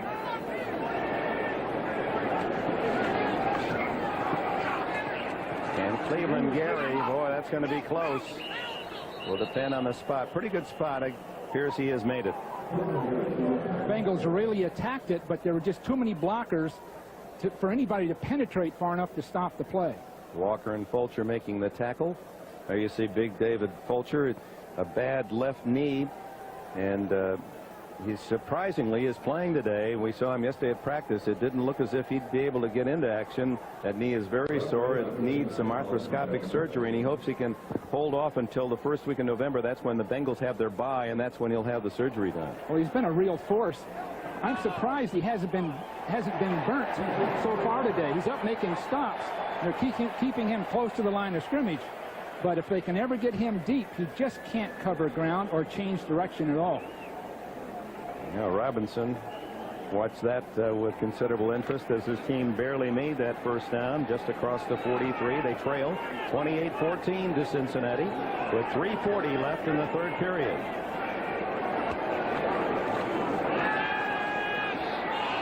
Deep off the fingertips of Flipper Anderson.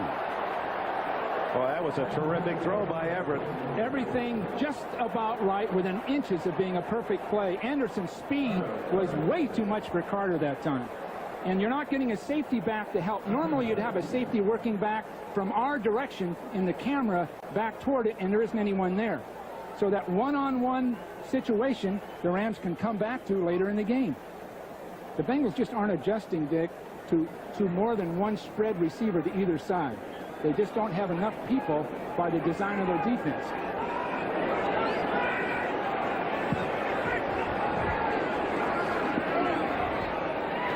Incomplete as Ellard with a drop. Oh, in this sequence, Delpino has dropped one. Now Ellard with a miscue, and Anderson just missing on connections for a touchdown. Well, Fulcher, we just spoke of, was blitzing from the outside. And I can recall our Super Bowl game and other games we played against the Bengals. When 33 is near that line of scrimmage, look out, because he's as big as the linebacker. And he's coming from a position that you don't account for to block him. They call him the Rock. Fulcher at 238 pounds at safety.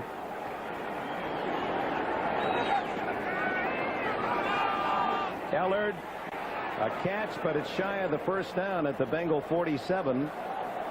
And on fourth down, Robinson down by 2 touchdowns, getting a lot of help from the coaches and the crowd. It looks like he's going to give it a try. He's going to go for it. He must figure on fourth down, the Bengals are moving the ball so well against us, we're going to have to control the ball and retain possession. That must be it, because it's awfully early in the game to give the ball to the Bengals in this spot. So I think John's about 10 minutes early going to this tactic. The better hurry. That clock is already to 12, 11, 10 seconds. 4th and 1, 4 seconds, and Everett doesn't have time, so he calls a timeout. 2:35 left in the third period. The Rams trail by 14. If you can't pass block in this league, it's going to be a short-lived career. The quickness and the speed and the strength that a lot of these defensive linemen have, you use his momentum a lot of the times to finish him off and put him on the ground, and then you end up either on top of him or, rolling him into the turf. And, for an offensive lineman, that is what's satisfying in the game, and when you accomplish a block like that. Honda. It's the fun. It's more than just a game.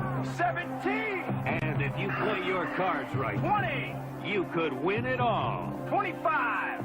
25? I won! With that lineup? Yeah! Play Diet Coke Super Bowl lineup, and you could win up to $25,000. Game pieces and caps only on packages with Super Bowl lineup emblems. Tough luck, Boomer. Collect and win or win instantly. Hey, a Super Bowl trip! With 100% NutraSweet. A woman. Wrestling is a school sport, and there are boys and girls in the school. In the men's locker room. Social change is like exercise. No pain, no gain.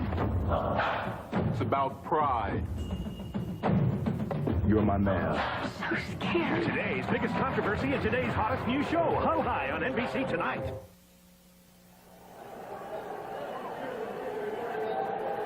The Bengals 28 and the Rams 14.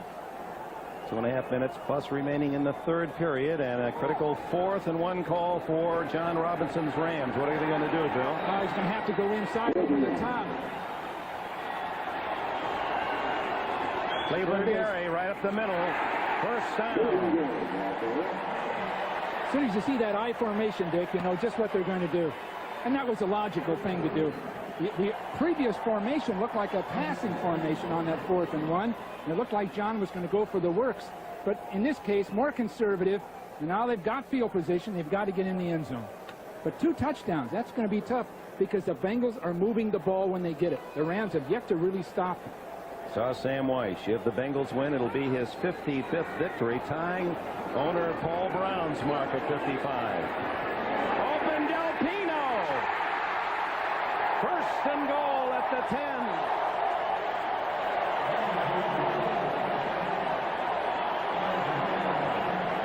Carl Zander trying to cover Delpino. A mismatch. Zander at 245 pounds coming from the inside. We're going to catch it in a second. Here it comes. Down the field is Zander, and not really able to sprint with someone like Delpino. Well done, well designed. And they picked their spot with it. And, of course, that Ernie Zampese pass offense, that quarterback throwing the ball long before the receiver has made his final break or even looking for it. Everett's had some beautiful shots down the field. In fact, both quarterbacks touch passes well down the field. They have to go nearly the full 10 for the touchdown. And they get it on one throw to Damone Johnson, the tight end.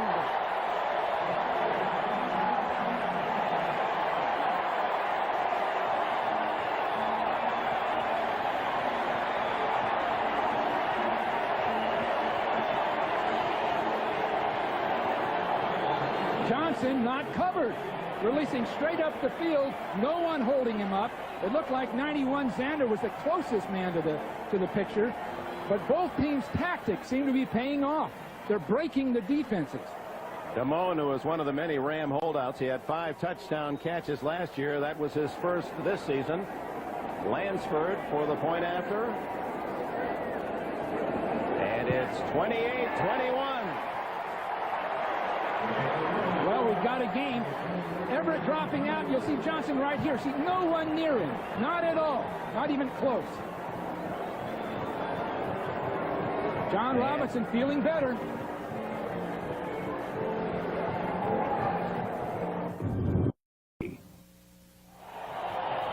With a minute left in the third, the Rams have pulled to within 28-21. Short kick, Mitchell Price for the injured Eric Ball, and Price crossed the 30-yard line. Let's go back to the Del Pino catch that set up Johnson's touchdown. The Rams do a beautiful job of releasing up the field with the tight end and Anderson. Both Carter and Anderson making it tough for Xander to cover Del Pino, who runs this way, then up. Xander can't stay with it. So take a look at screening him off, making it very difficult for him to be covered because of the releases here. And then as Del Pino releases outside, Xander's caught running laterally, but then he just turns up the field. Del Pino's big play, but Everett threw it beautifully too. From the 32, it's Esiason's turn. Fumble, and the Rams recover. Mike Wiltshire.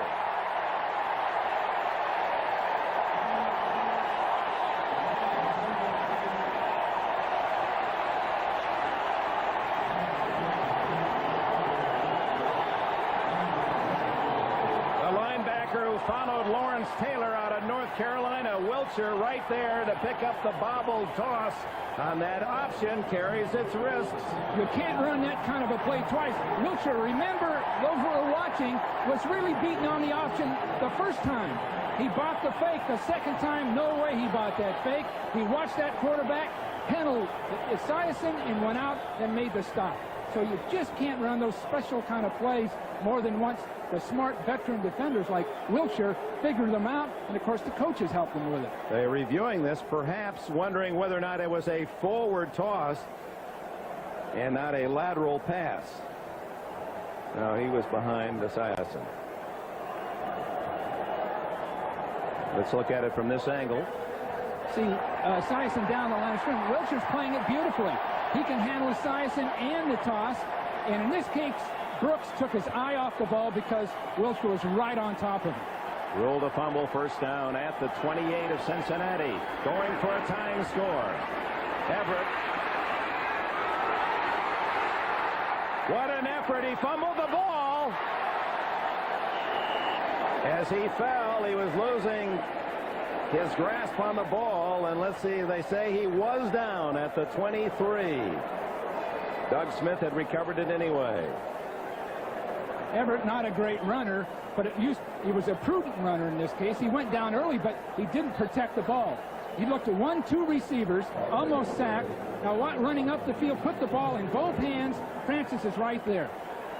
Francis was the man who pressured him initially, had a chance for the sack. Instead, Everett scrambles and picks up 5.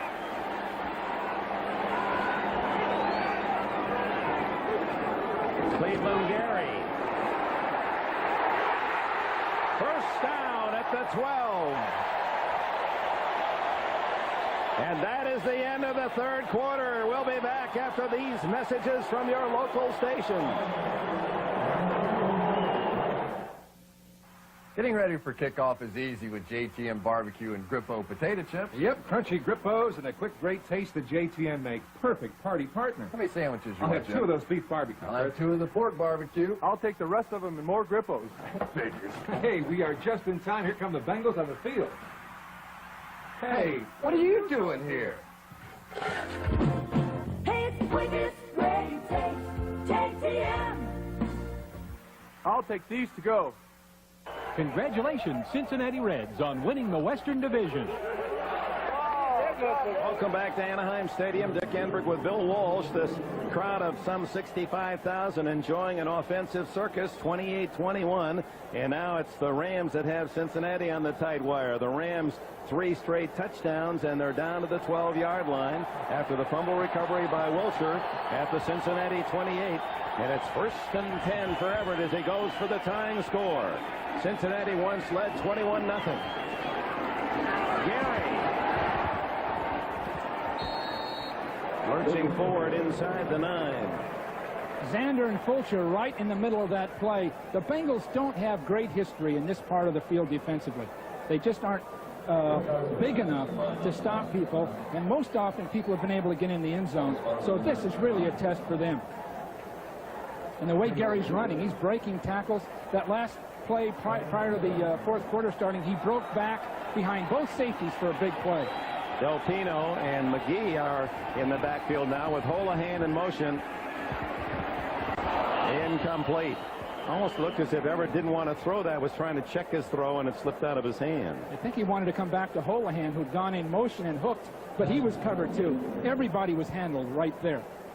Well, this game, as close as the score is about to be, apparently. Cincinnati with 388 yards total offense, and the Rams with 372.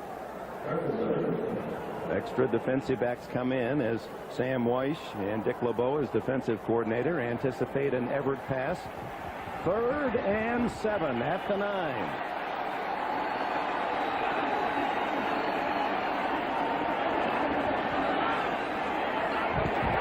Holohan, 1st down at the 1.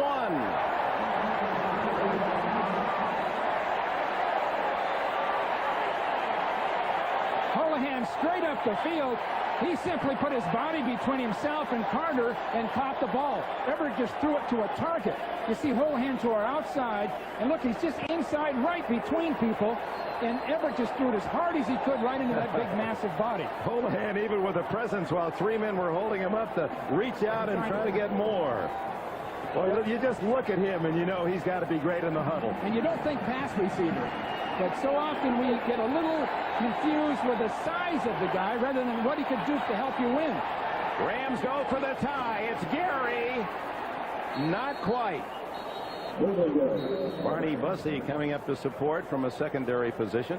By the way, Skip McClendon injured earlier in this half with a bad shoulder. There's Skip, who is regarded as their top down lineman. Bad shoulders, you can see, and will not return. Ricky Dixon also went out with a concussion. I'm sure Sam Reich is right now. And Eric Ball, also with an ankle injury. He's out for the rest of the game. That would hurt him. But right now, I'm sure Sam Reich is thinking what he's going to do on his next drive. He almost has to assume there's 6 points right here. Cleveland Gary, touchdown.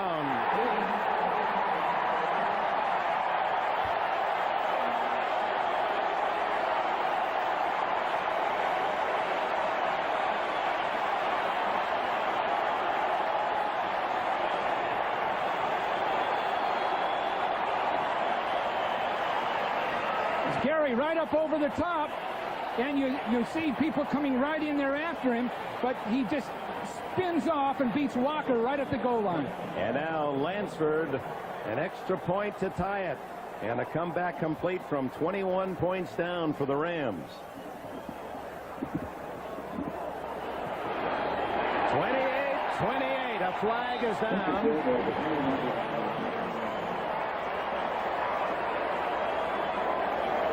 Jim Tunney, the referee.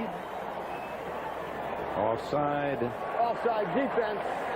Point after was successful. We will penalize on the kickoff. 5-yard penalty on the kickoff. So John Robinson's team has come fighting back to tie in the 4th. Interesting, the NFC West teams, the Rams, 49ers having the bye. And they both started very slowly. The Niners dropped behind 14-0 at Houston, eventually won. And the Rams 21-0 down, and now have rallied to tie at 28. Sam Weiss's team gets the ball, Two of the highest scoring teams in football, true to their character in Anaheim today. And with 12 minutes, 50 seconds left, this might be one of those, I hope we have the ball last games. Well, it may be an error, too. Either team fumbling or an interception, a punt return, something to get field position before the game's over. Well, it was the fumble on the option by Brooks and Esiason that set up the last score. Lansford hits a knuckleball. Mitchell Price to the 21, and that's all. Butcher and Clark made the tackle. Let's pause for a moment and check the Hertz 10-minute ticker. Their winners earlier.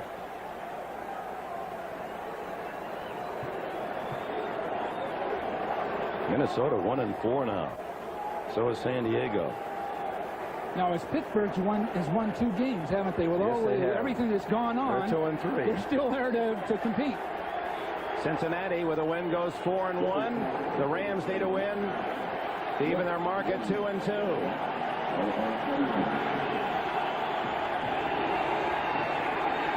Lots of time for Boomer.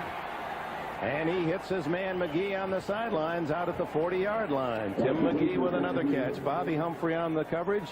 19 more yards. 5 catches for McGee and 99 yards today. Boomer got well outside of everybody. They collapsed the defense to the inside. Now McGee just sprints until he gets Humphrey turned. Then the ball is thrown. And Humphrey's right on top, but McGee's in front of him. Boomer, I don't think I've ever seen Boomer throw as well as he is today, Dick. Just everything on the money, good velocity. McGee goes to the left. James Brooks out of the backfield to the right.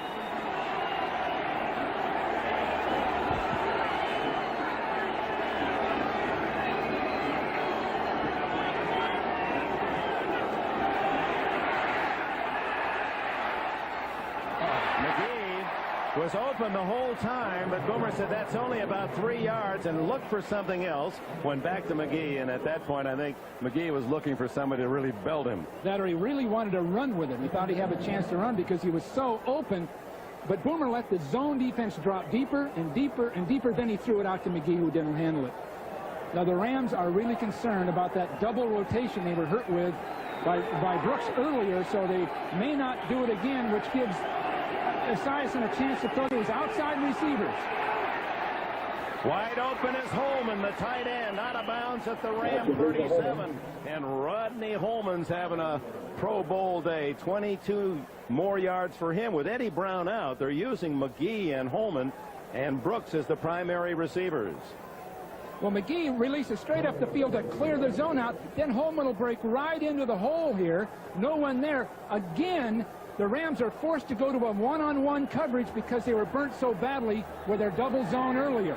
So the Bengals are just taking advantage of it. 8 catches for Rodney Holman and 146 yards today. He's a tight end who's playing some of the wide receiver assignments because of Brown's injury.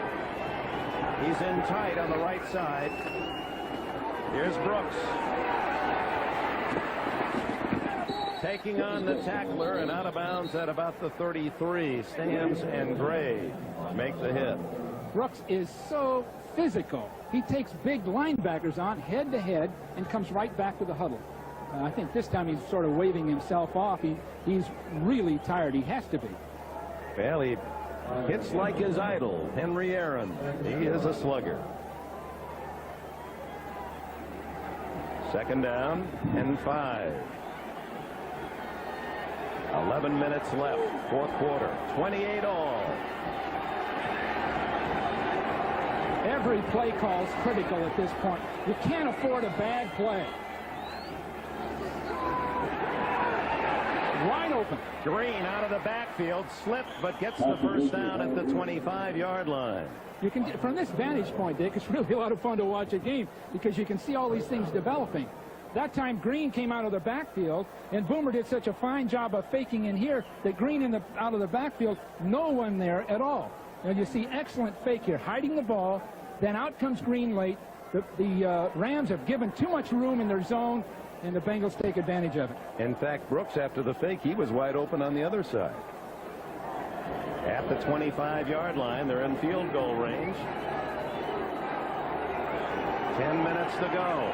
Esiason and Everett in a pitching party here at Anaheim Stadium. They're really throwing it. Down goes Esiason as Mike Peel gets the first sack of the game. Esiason coming out to his left. The Rams all week. We talked to Kevin Green, talked all week about Esiason coming out to his left. Whoever's responsible out there has to keep their eye on him. You can't pursue the play. Good fake, but you see the defensive people are right there looking at it, and even Wright, the nose tackle, came over and was alert to it.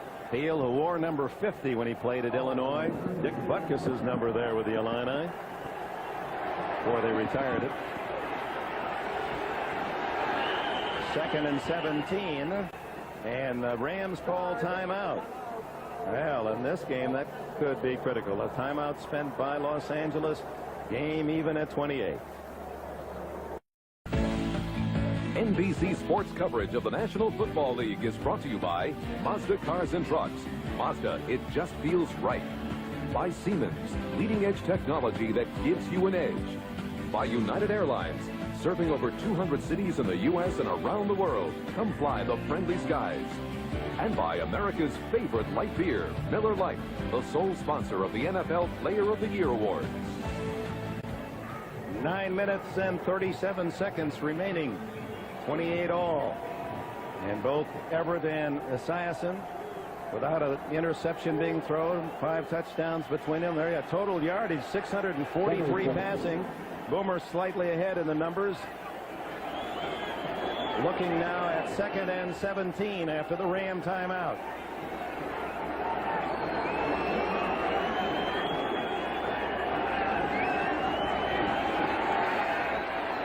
Holman incomplete. Broken up by Bobby Humphrey, just as Holman appeared to be open for his 9th catch of the day. Normally, Eddie Brown would be playing that position, Dick, and his quickness very well could have got free of Humphrey. But Humphrey's in pretty good shape, covering a tight end here. But the throw is beautiful. It's a beautiful shot by Esiason. Beautiful shot. Should have caught. I thought Humphrey knocked it away, but the ball was there. Holman just couldn't bring it in. 3rd and 17, and that loss on first down on the sack by Mike Peel may have taken the Bengals out of field goal range if they don't get some yardage here.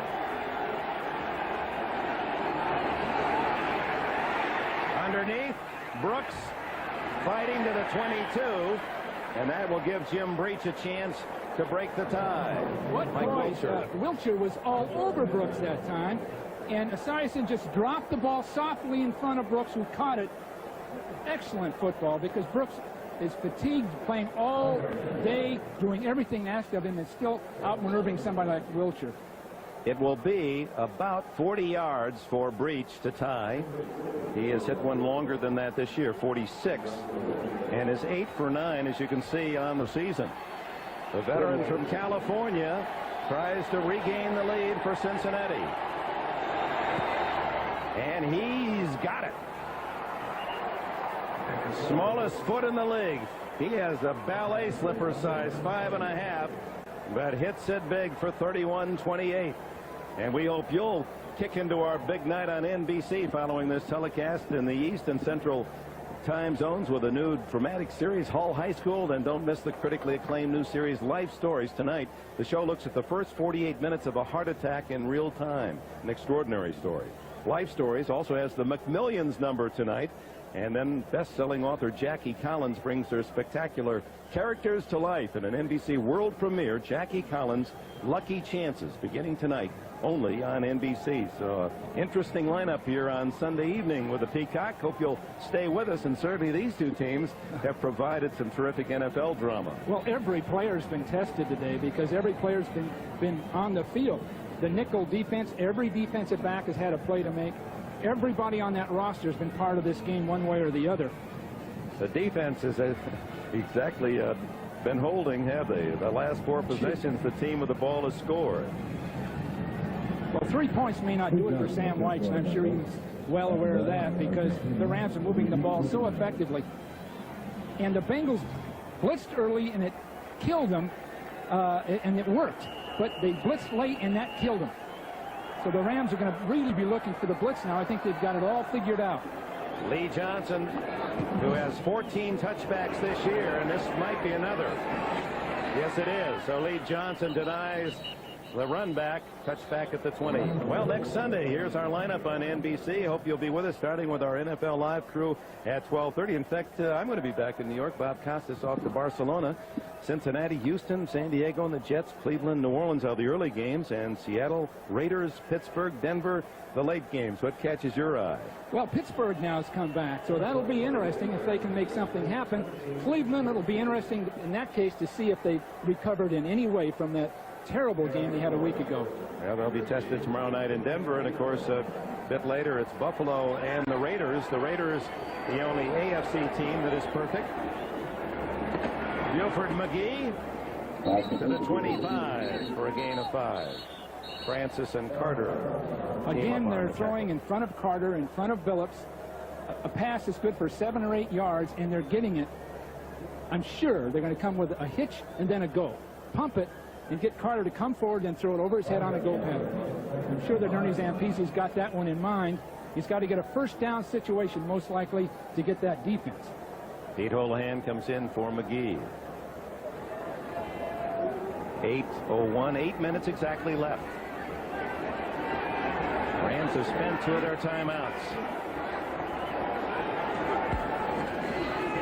Cleveland Gary met rudely after a gain of 3, and it was Zander and Walker filling the hole. David Grant there as well. The Bengals thought they had a fumble.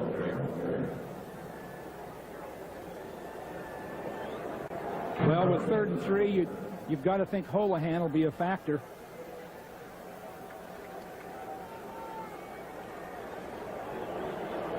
There's Pete Holohan, who was one of Joe Montana's targets when they were teammates at Notre Dame. And we have an injured Bengal on the field. It's been a rough game in that regard for Cincinnati. They've lost 3 players. Ricky Dixon, the defensive back. Eric Ball, the kick returner, running back. And defensive lineman Skip McLennan. And there's Fulcher. And it's the left knee that has been bothering him for the last couple of weeks. It's been a cartilage to this point. In his case, you just hope it is cartilage. And one of those things, it's got to be tough where, you know, he's just not totally healthy. He knows it, but he wants to play. And he doesn't want to take the operation now, which might keep him out of there 2 to 3 weeks on the arthroscopic. Such a valuable member of the defense for Sam White. That big safety, big linebacker type athlete is the one that seems to be dominating football now. In coverage, they can make such big hits downfield. And then as a blitzer, Fulcher has a history of breaking games wide open. But this should be it for him today. Well, it was his hit on Cleveland Gary, forcing a fumble that set up one of the 3 consecutive touchdowns scored by Sam White's team to start the game and jump into the 21-0 lead. Now 31-28. Rams looking at 3rd and 2.5.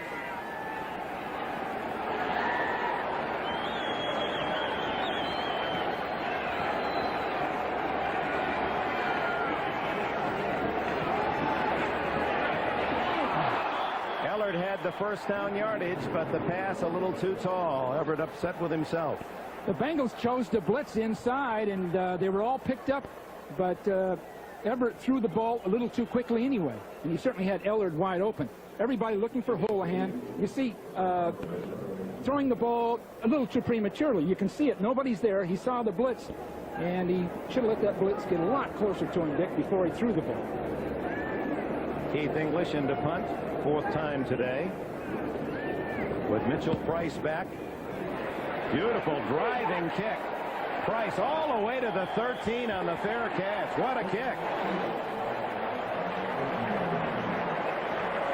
Timeout. Keith English, the back of Keith English, and he has backed up the Bengals with the longest kick of the year for him, 58 yards on that last punt, and Cincinnati begins at its 14-yard line. You know, both punters have done a great job today of getting their teams out of trouble.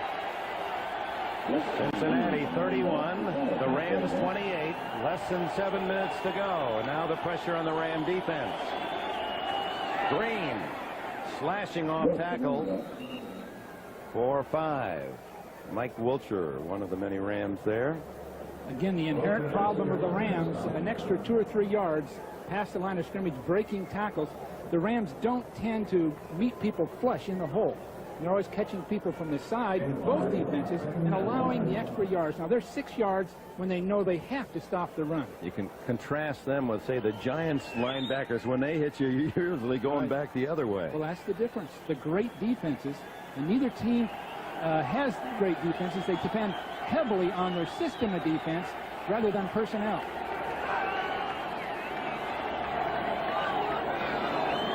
Green tries the other side, gets around Kevin Green, but only picks up a couple.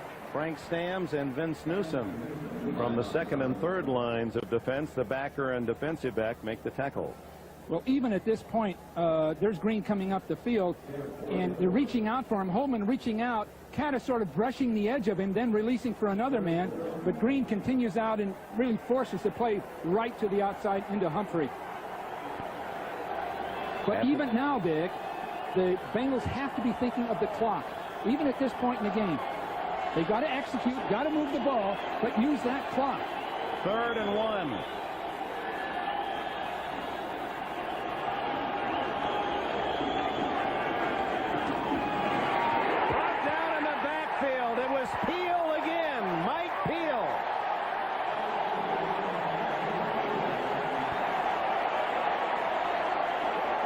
Peel caught the flag from behind, and that's happened a number of times in the second half. The Rams slant down behind the play and catch it. Here you see right down behind the play. And that time, really, Reimers was the blocker on Peel. That's 2 big fourth-quarter plays by Peel. Picked in the 3rd round 2 years ago by the Rams. He was a teammate of the Raiders' Scott Davis. Pretty good Illini down lineman. Well, Peel was considered an intense football player, not an overachiever, but a guy that could make the most of whatever abilities he's got. Mickey Sutton at the 38, 40, and 43. 4:29 left. Take another look at the scoreboard. Here it's 31-28. Kansas City surprised as the Colts win their second. The 49ers came from 14-0 down. And Miami now is 4-1 as they rally to beat the Jets at home. Dallas has won its second game. New England had a chance. They were up 20-19. Seattle has 2 wins in a week. And Detroit beats Minnesota. That's somewhat of a rarity for the Lions. Pittsburgh big. The offense is really in tune now. Atlanta by a point. And the Bears and Green Bay in a struggle in the NFC Central. Everett wide open. Henry Ellard to the Cincinnati 41. Well, you knew that one was coming earlier in the game. We helped you with the out, the post, and the deep end.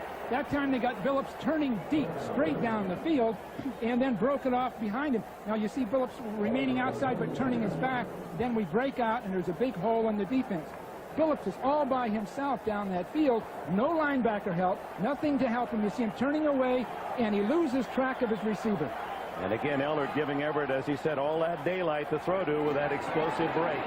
Del Pino gets to the Cincinnati 38, a gain of about 3.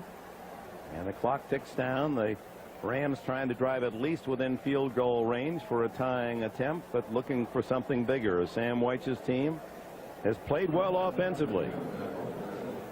Look for the hitch or the quick out and up pattern against somebody. Most likely Carter on this side.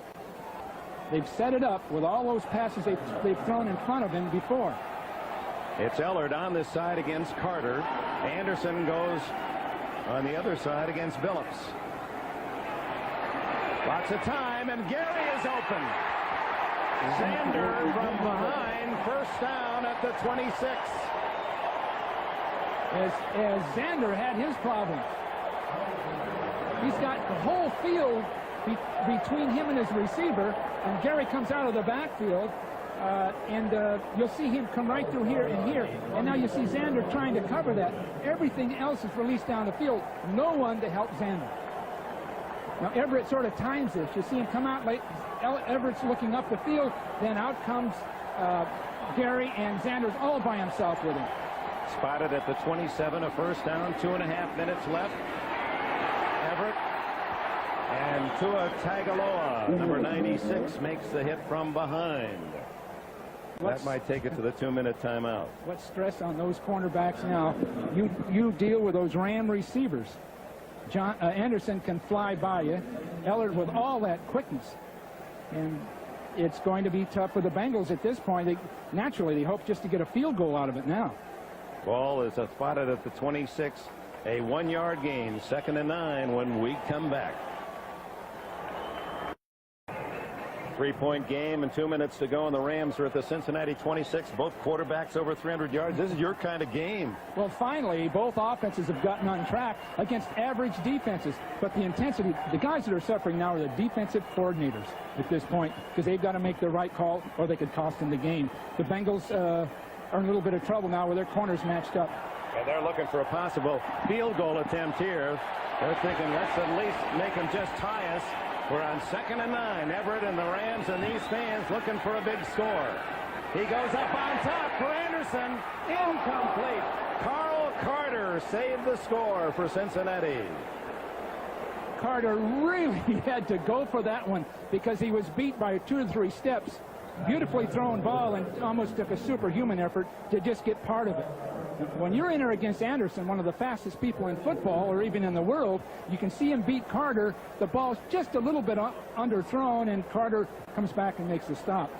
You can see Anderson, while he's looking for the ball, was running as fast as Carter was just sprinting as hard as he could trying to catch him. Pure desperation. 3rd and 9.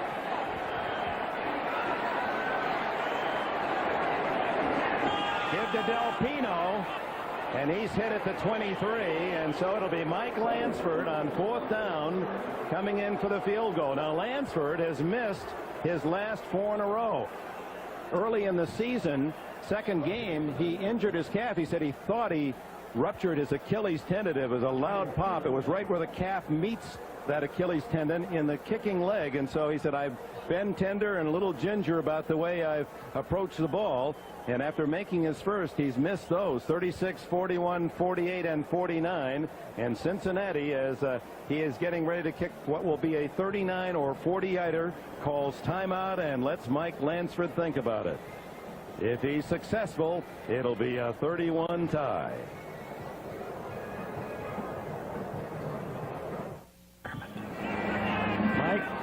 Mike Lansford, 40 yards to tie.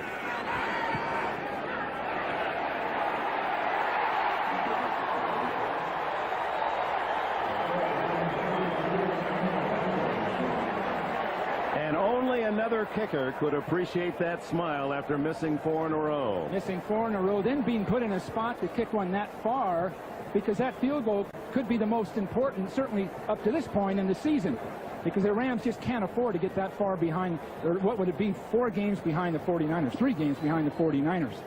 The tactics, they went for the end zone with Anderson and then ran the ball off tackle. You would think more likely they'd have thrown some intermediate passes to get into a position to know they've got the field goal, then go for the end zone. So they really counted on Lansford that time, giving a long field goal like that after those misses. Jim Breach kicked a 40 to give Cincinnati the lead, and Lansford answers with a 40-yarder. Now it's the Bengals with 1 minute 36 seconds left to try to drive down and give Breach another chance to win it. Well, the kickoff return becomes critical.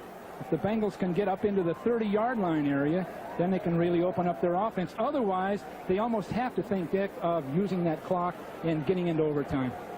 That's right. The Rams have only 1 timeout left, so they can't really do much to stop the clock. Jennings and Price are deep. Lansford, because of that injury, not getting a lot of length on his kickoffs. This one's pretty good, though. Inside the 5. Mitchell Price. He gets only to the 18-yard line. Good coverage. Now the very critical strategy on the part of Sam White, what to do. With 1 minute 30, they can use the clock up and get into overtime and at least help them with field position after a kickoff or a kickoff return. But here, backed up, any problem whatsoever, any kind of an interception or anything of that nature, then they can lose the game very quickly. He comes out in a spread formation. Look for a trap play inside. I've got to think they'll run one.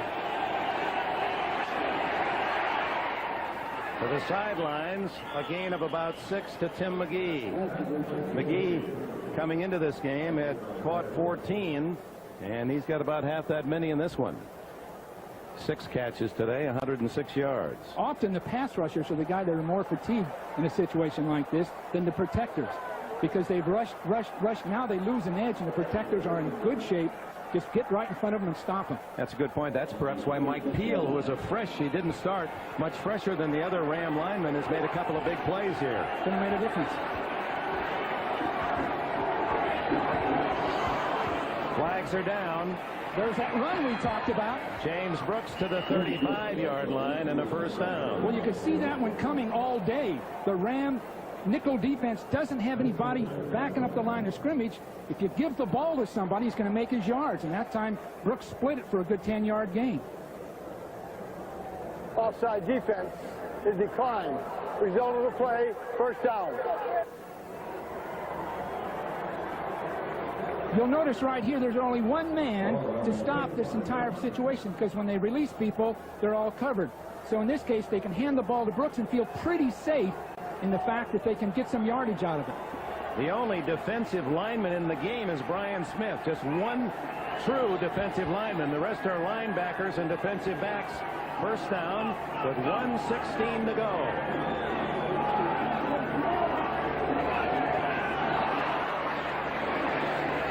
There's a screen to the other side. Incomplete. Well, was that a good call, Dick? He had a blocker isolated on one man, and there was only one Ram defender on this side of the field. Joe Walter, the tackle, came out of there, and the tackle pulls on a screen. No one can really read it. Historically, they pull a center or a guard, and those people can read it, but the tackle this time, Joe Walters, slipped out there with Brooks, one man, and the ball wasn't thrown accurately. Beautiful call. 1 minute, 10 seconds to go in Anaheim. He's kind of audible to that trap. It's wide open in the middle to run the ball.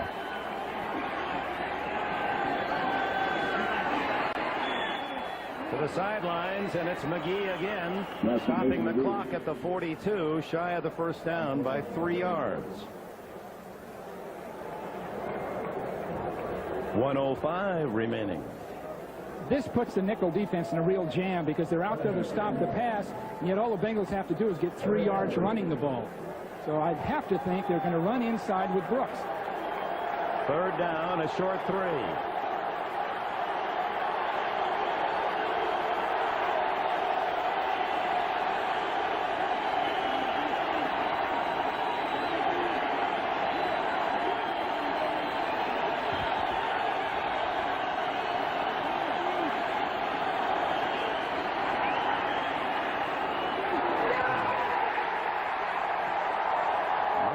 Flag is down. Might have a lineman downfield. Joe Walters threw a block that time. Downfield, got his man down, but Boomer had not thrown the ball yet. Signal is an eligible man downfield. Walter is about 5 yards beyond the line of scrimmage. It'll be declined by John Robinson, I would think. And what that sequence did for the Rams was it kept them with only one timeout with plenty of time. There's a full minute remaining as Lee Johnson comes in to punt. I don't think there's any doubt as to what Kevin Green's going to do here. Ineligible player, number 63 offense downfield, is declined. It'll be fourth down.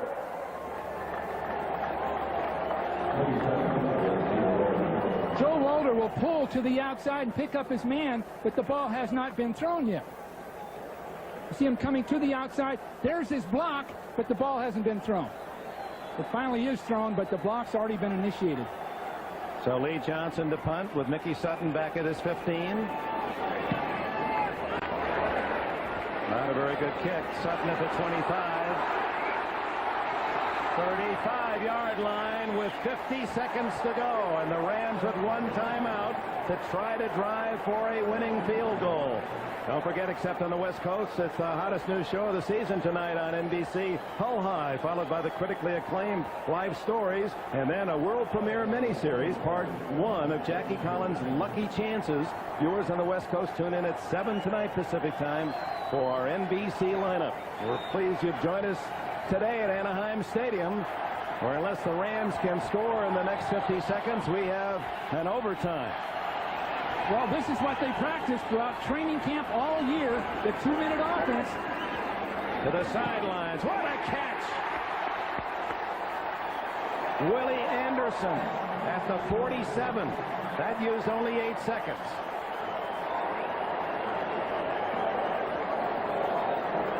Beautiful break by Anderson, and all that speed. Carter just had too much to handle, but the ball was thrown beautifully. This is the best I've seen either of these quarterbacks throw the ball in some time. Take the distance, first down. Untouched, slid out of bounds, clock is stopped. And a first down yardage out to the 46. Esiason now has to root for the defense, hopes he can get a chance in overtime.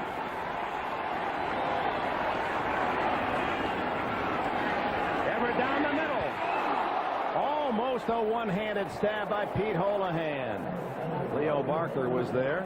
Barker's job was to cover Holohan, and he's a faster man, I'm sure, but Holohan just got an edge of him and circled right around behind him. Beautiful throw. We had to like the way Everett just set up, and he really was driving that front foot right into the throw. Good protection. Just missed it by inches. 2nd and 10. Rams have one timeout, remember. This is what, Dick, this is what you practice all through training camp, all of these kind of situations. So really a test. Going deep for Anderson. Broken up. David Fulcher, bad knee and all. Boy, what a gutty play by this guy, playing hurt to race over and knock it down. I didn't think he could do it. Beautiful job. He's sprinting down the field all the way over, and that knee doesn't hurt him there. What a heart. He doesn't have great speed to start with, but he played the ball perfectly. 3rd and 10 with 30 seconds left. These guys will sacrifice for each other. You know, we have all these problems with the press and the people concerned about it. But these guys are out to play. They sacrifice for each other. This is football.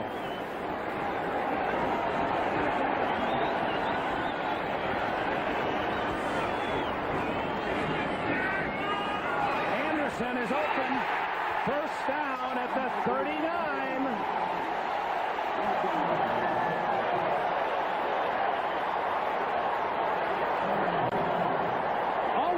Can do is play man-to-man. They've got to shut off everything, and it's really just too much to ask. Rod Jones covering this fleet-footed guy, and with the protection that Everett's giving.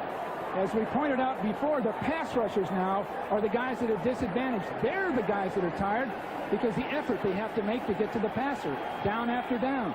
6 catches now for Anderson and 128 yards. Ellard incomplete. It appeared the Bengals were offside, but I don't see a flag. They have to give Dick LeBeau a lot of credit or a rating or something for nerve. He blitzed that time. In this situation, one complete pass can lose the game, but it did work. It disrupted Everett. 2nd down and 23 seconds left. They're out of Lansford in his condition as long as 52, and that's when his leg was really 100%. He's about 90% now. Well, they can really only afford one pass in the middle of the field because the clock will run out before if they try to get 2 or 3 in there. Looking for Holohan. Comes this way, incomplete to Anderson. Now this becomes a huge play for the Rams on 3rd and 10. They need to pick up some yardage, if not the first down, to give Lansford a decent shot. At the moment, a field goal would be 57 yards. Well, Dick, you've got a choice of trying to throw to a receiver breaking out of bounds. The Bengals are looking for that. Or throwing the ball inside, completing it, and getting over the ball and stopping the clock before the 18 seconds are up. So that's the tough choice. He's going to have really one down to do it in. He sends the rookie Faison to the right. Brings his 2 stars, Anderson in the slot and Ellard wide left. And Holohan over the middle. It's to Anderson, incomplete. 4th down. Go for it. You could read the lips of Robinson. Well, now he has to throw out of bounds or for the end zone. Has no choice. Something breaking to the outside. Wait, no, 14 seconds, Bill. If he throws one over the middle, let's say 15 yards, he can call the timeout, get the field goal team on. Yeah, he might be able to get that done. But if there's any fooling around down there, the receiver running with the ball after the catch, anything, they're going to have a real tough time getting that done.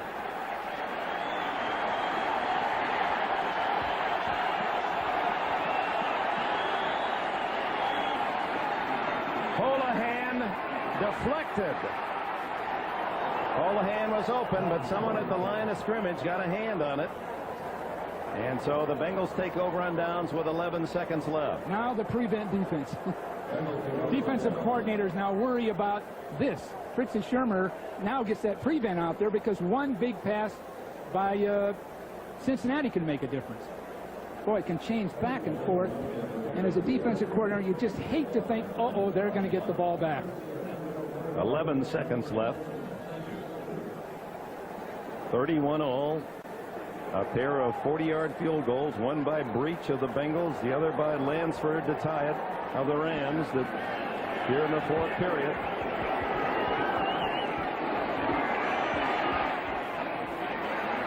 Kendall Smith at the 50 with 3 seconds left and a timeout called by Cincinnati. About 10 yards on the play.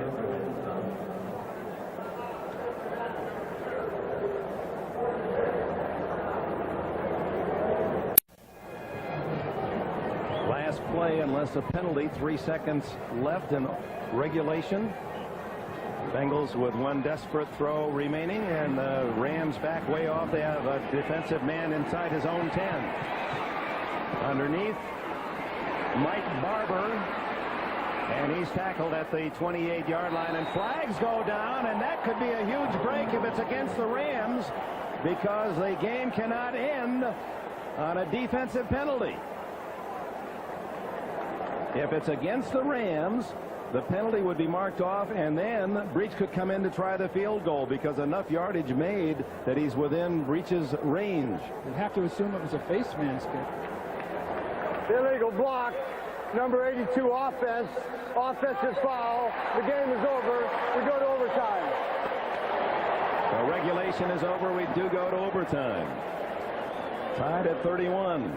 They'll flip a coin, determine who gets the ball first. And that might be a real advantage for these two teams. It really would. Plus the kickoff itself. Any kind of a return can establish field position. You were in many overtime games that you can remember? Not that many. I don't think we did that well either, come to think of it. Well, let's see. The Bengals, this is for the life of the organization, 6-4, and the Rams 6-3-1. The Rams had some experience last year, 3 overtime games, winning 2.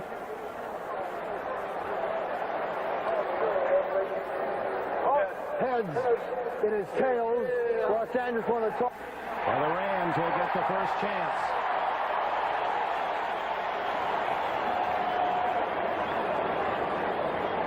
And will receive to our right. John Robinson's team down 21-0 early and now have a chance to win it in overtime. Back after these words from your local station.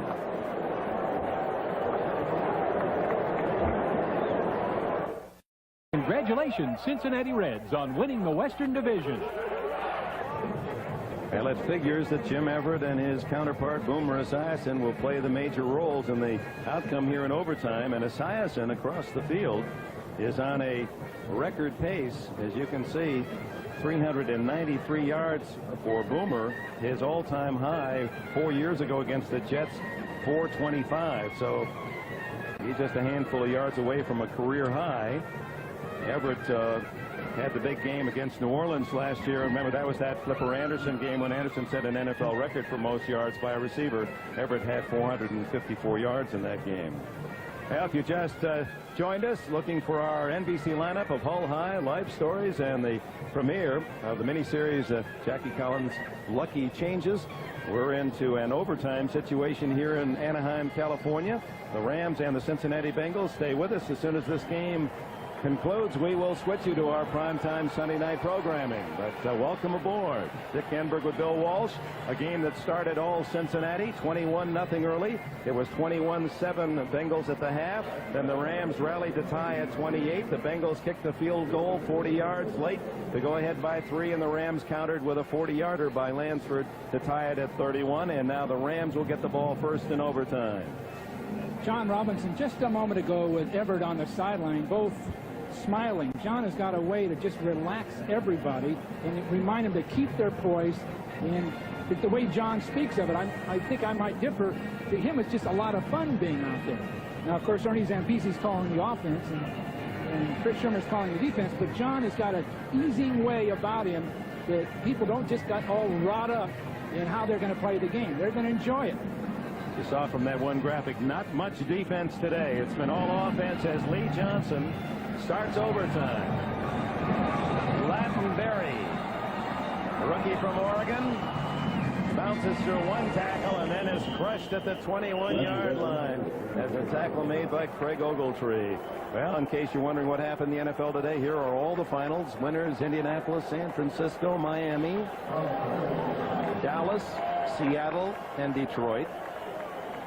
Pittsburgh, Atlanta, and the Bears lead by 7 late against Green Bay. Just when you think a team's rolling and going to be a power like Kansas City, they get beat by Indianapolis. Everybody was giving up on Indianapolis. Everyone, a week ago, Seattle was 0-3. Now they're 2-3 in a week's time.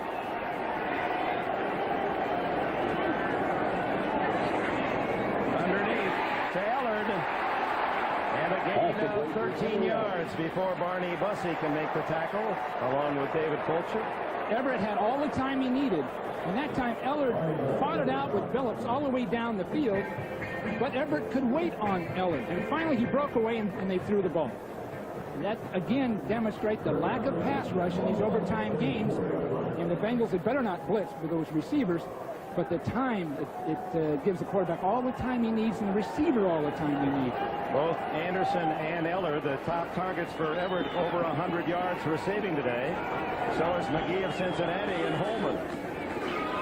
Cleveland Gary. Tough 6 yards before Wilcox can down him. I think Gary's for real. He may negate a Marcus Allen trade. He might.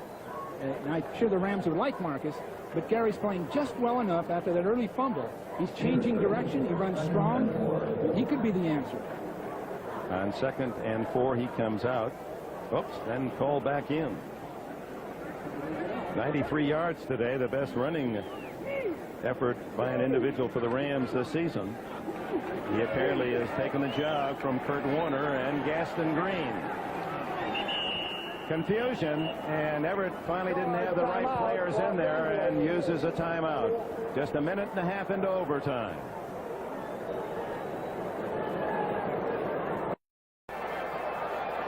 The Rams during the week made news in signing Marcus Dupree. Remember, as a freshman at Oklahoma, gained nearly 1,000 yards and then went to the USFL, and in his second season had a terrible knee injury. His career over, everyone thought.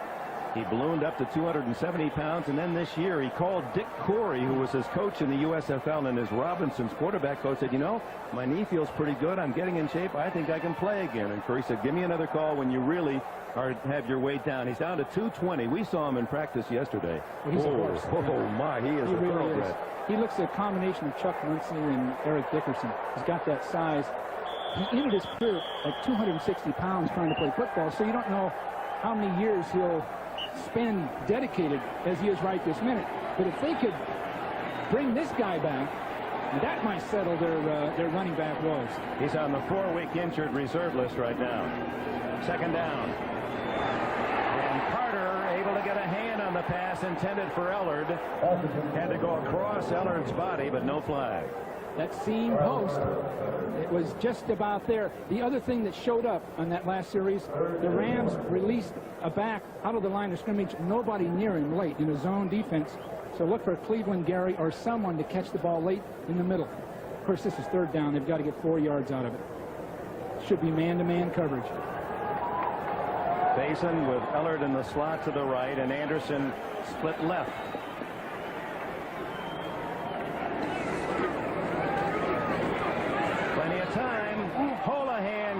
quite get there. So fourth down, the punting team in. Holohan got open on that. Carter covering him, a much quicker athlete. But Holohan with that big muscle just staying there, and actually it was Bussey who picked him up late, breaking to the inside. He's just overthrown that a couple times. Another possession, Holohan will start getting that ball. Keith English to punt. Mitchell Price back looking into the sun at the 18 of Cincinnati.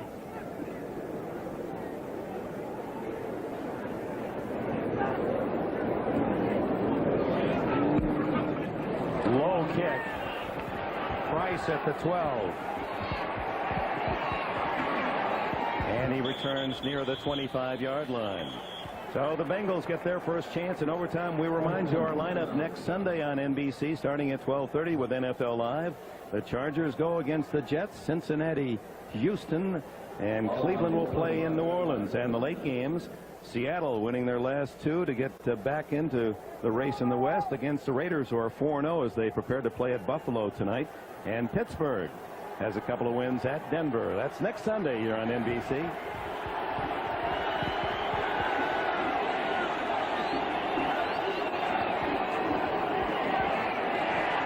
Flag down, and Green gets nothing. Bill Hawkins, number 70, and Fred Strickland, 53 for the Rams. I think that should be the end of that 17 play, they call it. The last 4 or 5 times they've tried it, the Rams have just locked into it. And this one cost them 10 yards as well. Offensive holding, number 75. 10 yards, it'll still be first down. Bruce Reimers in his first game of the season, recovering from that fractured foot.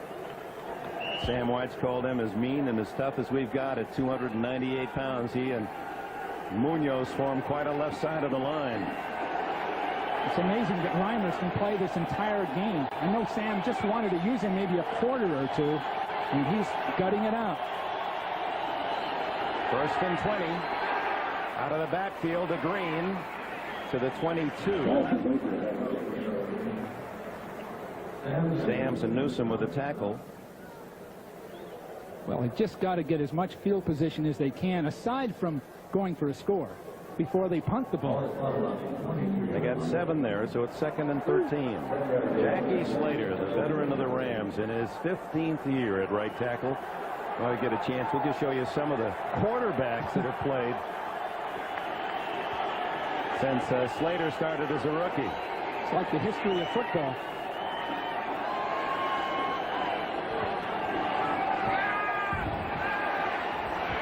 Little dump off to Rodney Holman.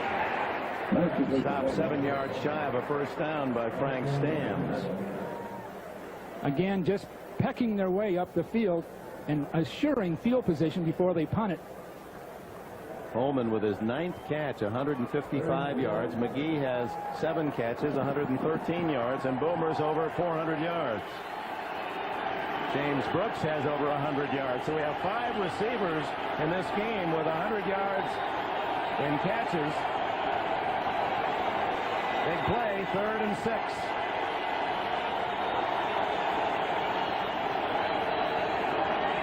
Zone defense. Deflected and almost intercepted.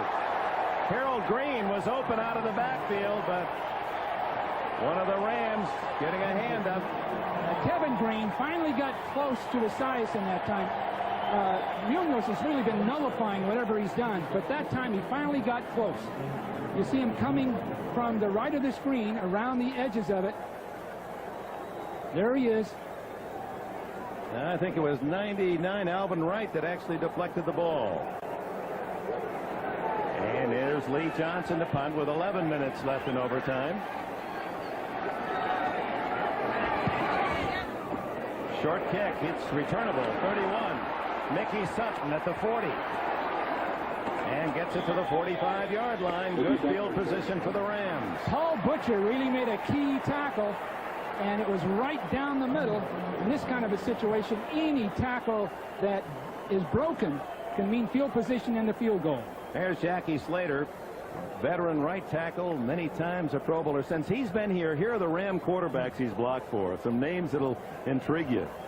Joe Namath, Wobbly. Dan Pastorini. You know, so many of these guys were sort of, their careers were behind them by the time they got to their end. Bartkowski, Herman. Not Everett. Not Everett. He goes to work down in the pits. Everett gets away. Fumbles, but he was down. Ball ruled down at the 46-yard line. So he got a couple when he should have lost 5 or 6. Well, Crumrye showed up for the first time today in the inside, and he spun off of a block right here, and he's getting close. Tim Crumrye, the great nose tackle of the Bengals, who had that ugly fracture in the Super Bowl against you down in Miami. He still has that 15-inch pin through his leg. You would have considered him one of the top players in football at that time, and he's really still recovering. Charge, timeout, Cincinnati. Timeout called with 10:16 to go in OT.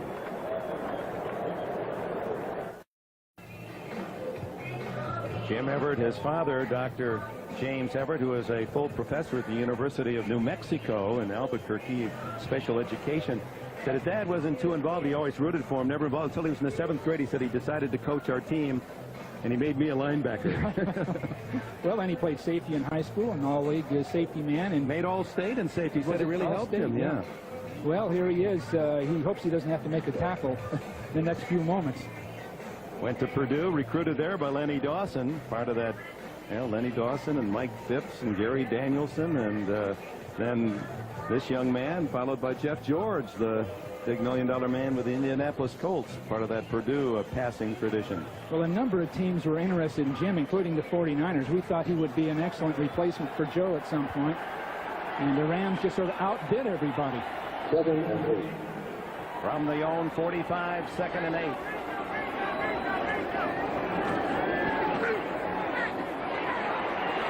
And it's James Francis with his 2nd sack as Francis charges through. A rookie from Baylor, kind of a controlled charge. Well, it just took a lot of effort because actually Everett went to his 3rd receiver before he actually pulled the ball down. It's reasonably good pass protection by Newberry there, but Everett by now has taken at least 5, maybe even 6 seconds before he was tackled. For Francis, that puts him up in the high rent district in the NFL statistics with 7 sacks now in 5 games. He says, I think I can get 20 for a year. 3rd down and long, and there's Anderson. 1 yard shy of a 1st down, maybe closer to 2, as Rod Jones denied him the yardage needed for the 1st down at the Cincinnati 47. It's 4th and 2. Interesting call for Robinson. The crowd wants him to go for it. I can't believe it. One mistake here, and it's over. They might as well punt and get field position. Gee. Those fans could cost the guy a job, I bet. Oh, boy. Boy, between the media pressure and the fan pressure, and do you head coaches ever really feel close to anyone other than your own family? I don't think the 49er fans would have been concerned with this strategy.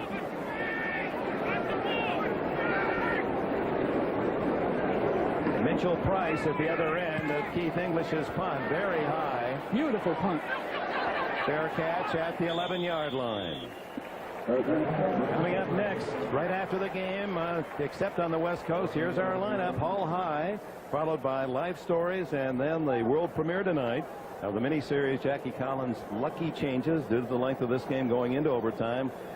Programming on Sunday night starting late, but stay with us. As soon as we have a score, this game is over. If not, they've allowed the 15-minute overtime period in which to score, and if neither team does, then it'll be one of the rare NFL ties. You know, you're tempted at this point on the field. Sam Weich, I'm sure, is tempted any special plays he has. But if they were to blow up on him, they could lose possession. It's really tough to go to anything you haven't used before during the game itself. Well, the Bengals have had terrible field position here in the overtime. Underneath to Francis. The rookie, good running. All the way to the 32. He did not go out of bounds. At least 3 people had a shot at him. And you almost get desperate trying to make a stop here. Harold Green, he's 222, 6'2 frame. He And good speed from South Carolina. Well, Boomer just wanted to fake, let the Ram defenders drop in their zones, then hit a back out late. Both backs were open, but it shouldn't have been that many yards. Anthony Newman finally made the tackle out at the 33, so the Bengals now have decent field position.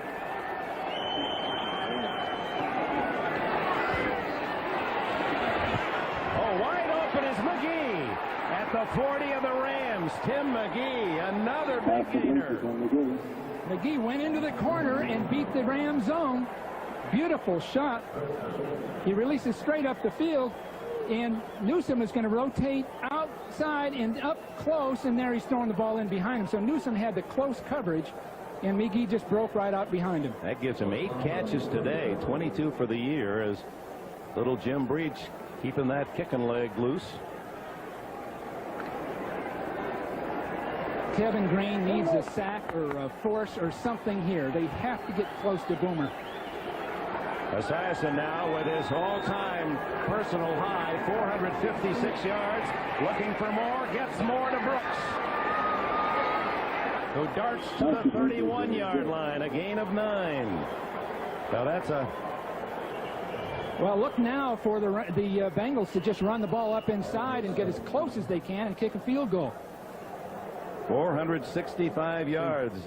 Elliot Kalb, our statistician, he's worn out 3 pencils on the quarterbacks alone today.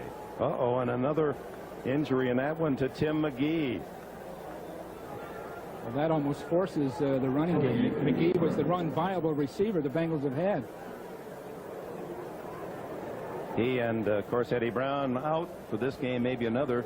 Watch him, 85.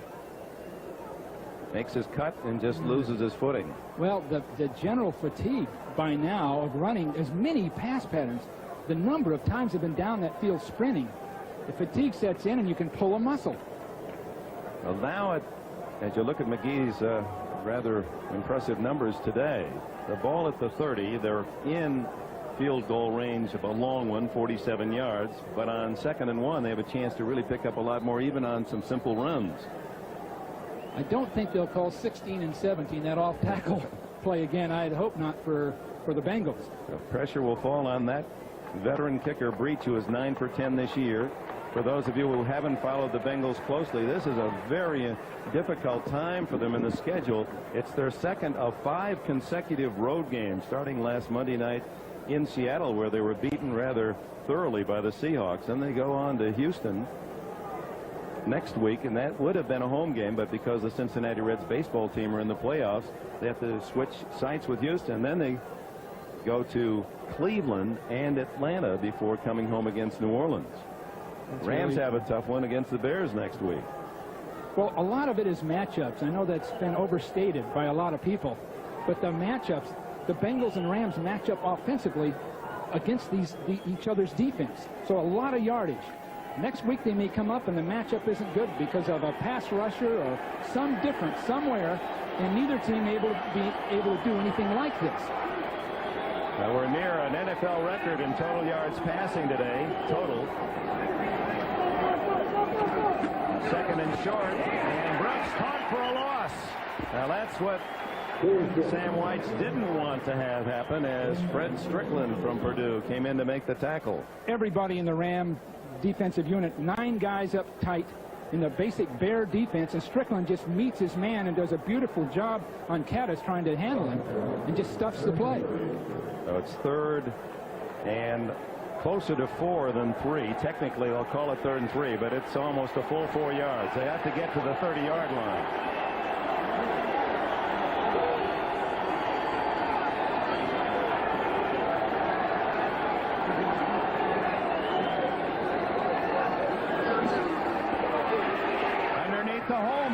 And the tight end has a first down at the 25. And Rodney Holman, what a day this tight end has had. That is his 10th catch for 163 yards.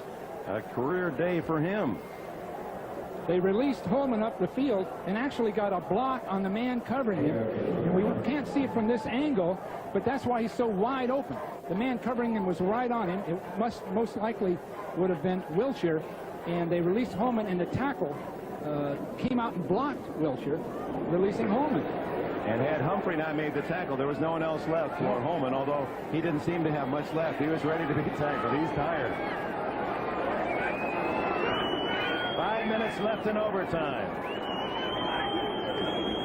Brooks gets a couple inside the 25. Final score of the other late game today. The Bears go 4-1, beating the Packers 27-13. So Chicago has a game lead on Tampa Bay as they break that tie for first place. The Bucs lost today. Green Bay falls to 2-3 with the Lions, and Minnesota in last place in the Central 1-4. Minnesota surprised, but biggest surprise is Chicago. Mike Ditka and his staff have rebuilt that team. They're playing Chicago kind of football, defensive football, and everybody's right back into it. They'll be a force this year.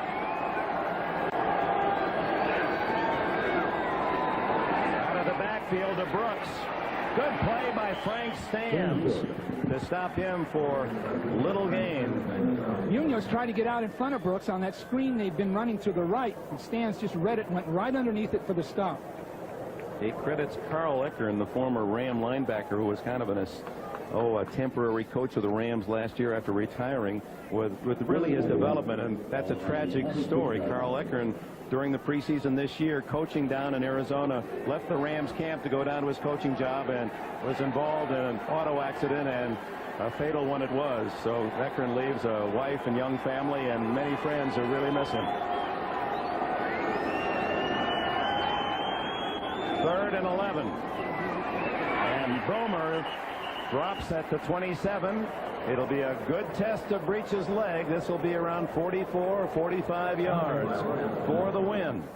Well, they tried the option play, and no way. The Rams just pursued right into everybody. White's without his two top wide receivers, Brown not even dressed, and McGee going out, going with a couple of tight ends, playing it safe. See if the Rams use their second timeout to try to ice Breach a little bit, the hit injured player on the field. I would think leg cramps are going to start catching up to these guys right about now, because they've been out there so long, and it's been such an active game. Everybody running. Alvin Wright appears to be the Ram that's down. Well, for Sam White, as you look at him and the troubles and travails, he goes to Seattle, really gets beaten thoroughly. That's enough to upset any coach. Then he has the incident with a female reporter. He thought he was giving her not only equal access but privileged access, and instead gets a $30,000 fine from the NFL commissioner. And well, there's some of the other things. 5 consecutive road games. That'll make you a little edgy. A road game after a Monday night. The loss itself. The crowd noise rule with his quick huddle. Crowd noise can destroy that. And they said it sounded like the inside of a tornado up there in Seattle, but they didn't call the rule. He says, I guess there is no rule. Then all the mass media distraction in the entire country. No Eddie Brown today, and playing the Rams after a bye. A lot of things going against him. If he could somehow escape Anaheim with a win, that would really be a major victory for him. Frankly, I think those of us who interviewed him and the Bengals as they came into Anaheim thought there's probably no way, that they just didn't. They seemed too distracted. Well, Sam was worried about the team. He said they're flat, they're preoccupied. I don't know what we've done. It's too bad. We're playing the Rams. We've been on the road now for 2 weeks. And I don't know how Sam has done it, because he's been preoccupied and involved in this other media thing. Well, here it is for the win. Cincinnati's Breach, 44-yard kick.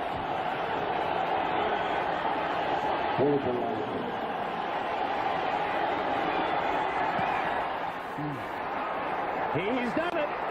The Bengals in overtime, 34-31.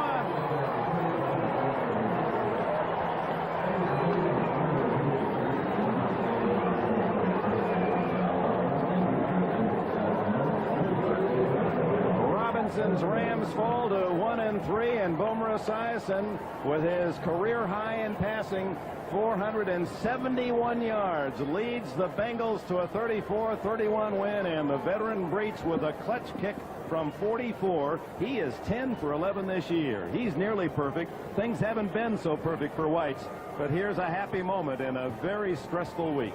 Right down the middle. And now for the dressing room. We'll see what happens there. I'm sure the Bengals aren't even thinking about that factor after winning a game like this. Breach knew as soon as he hit it. So the final score today, the Bengals 34, the Rams 31 in overtime. Stay tuned now. NBC new drama series, Hull High. Don't miss the critically acclaimed new series, Life Stories. Tonight the show looks at the first 48 minutes of a heart attack.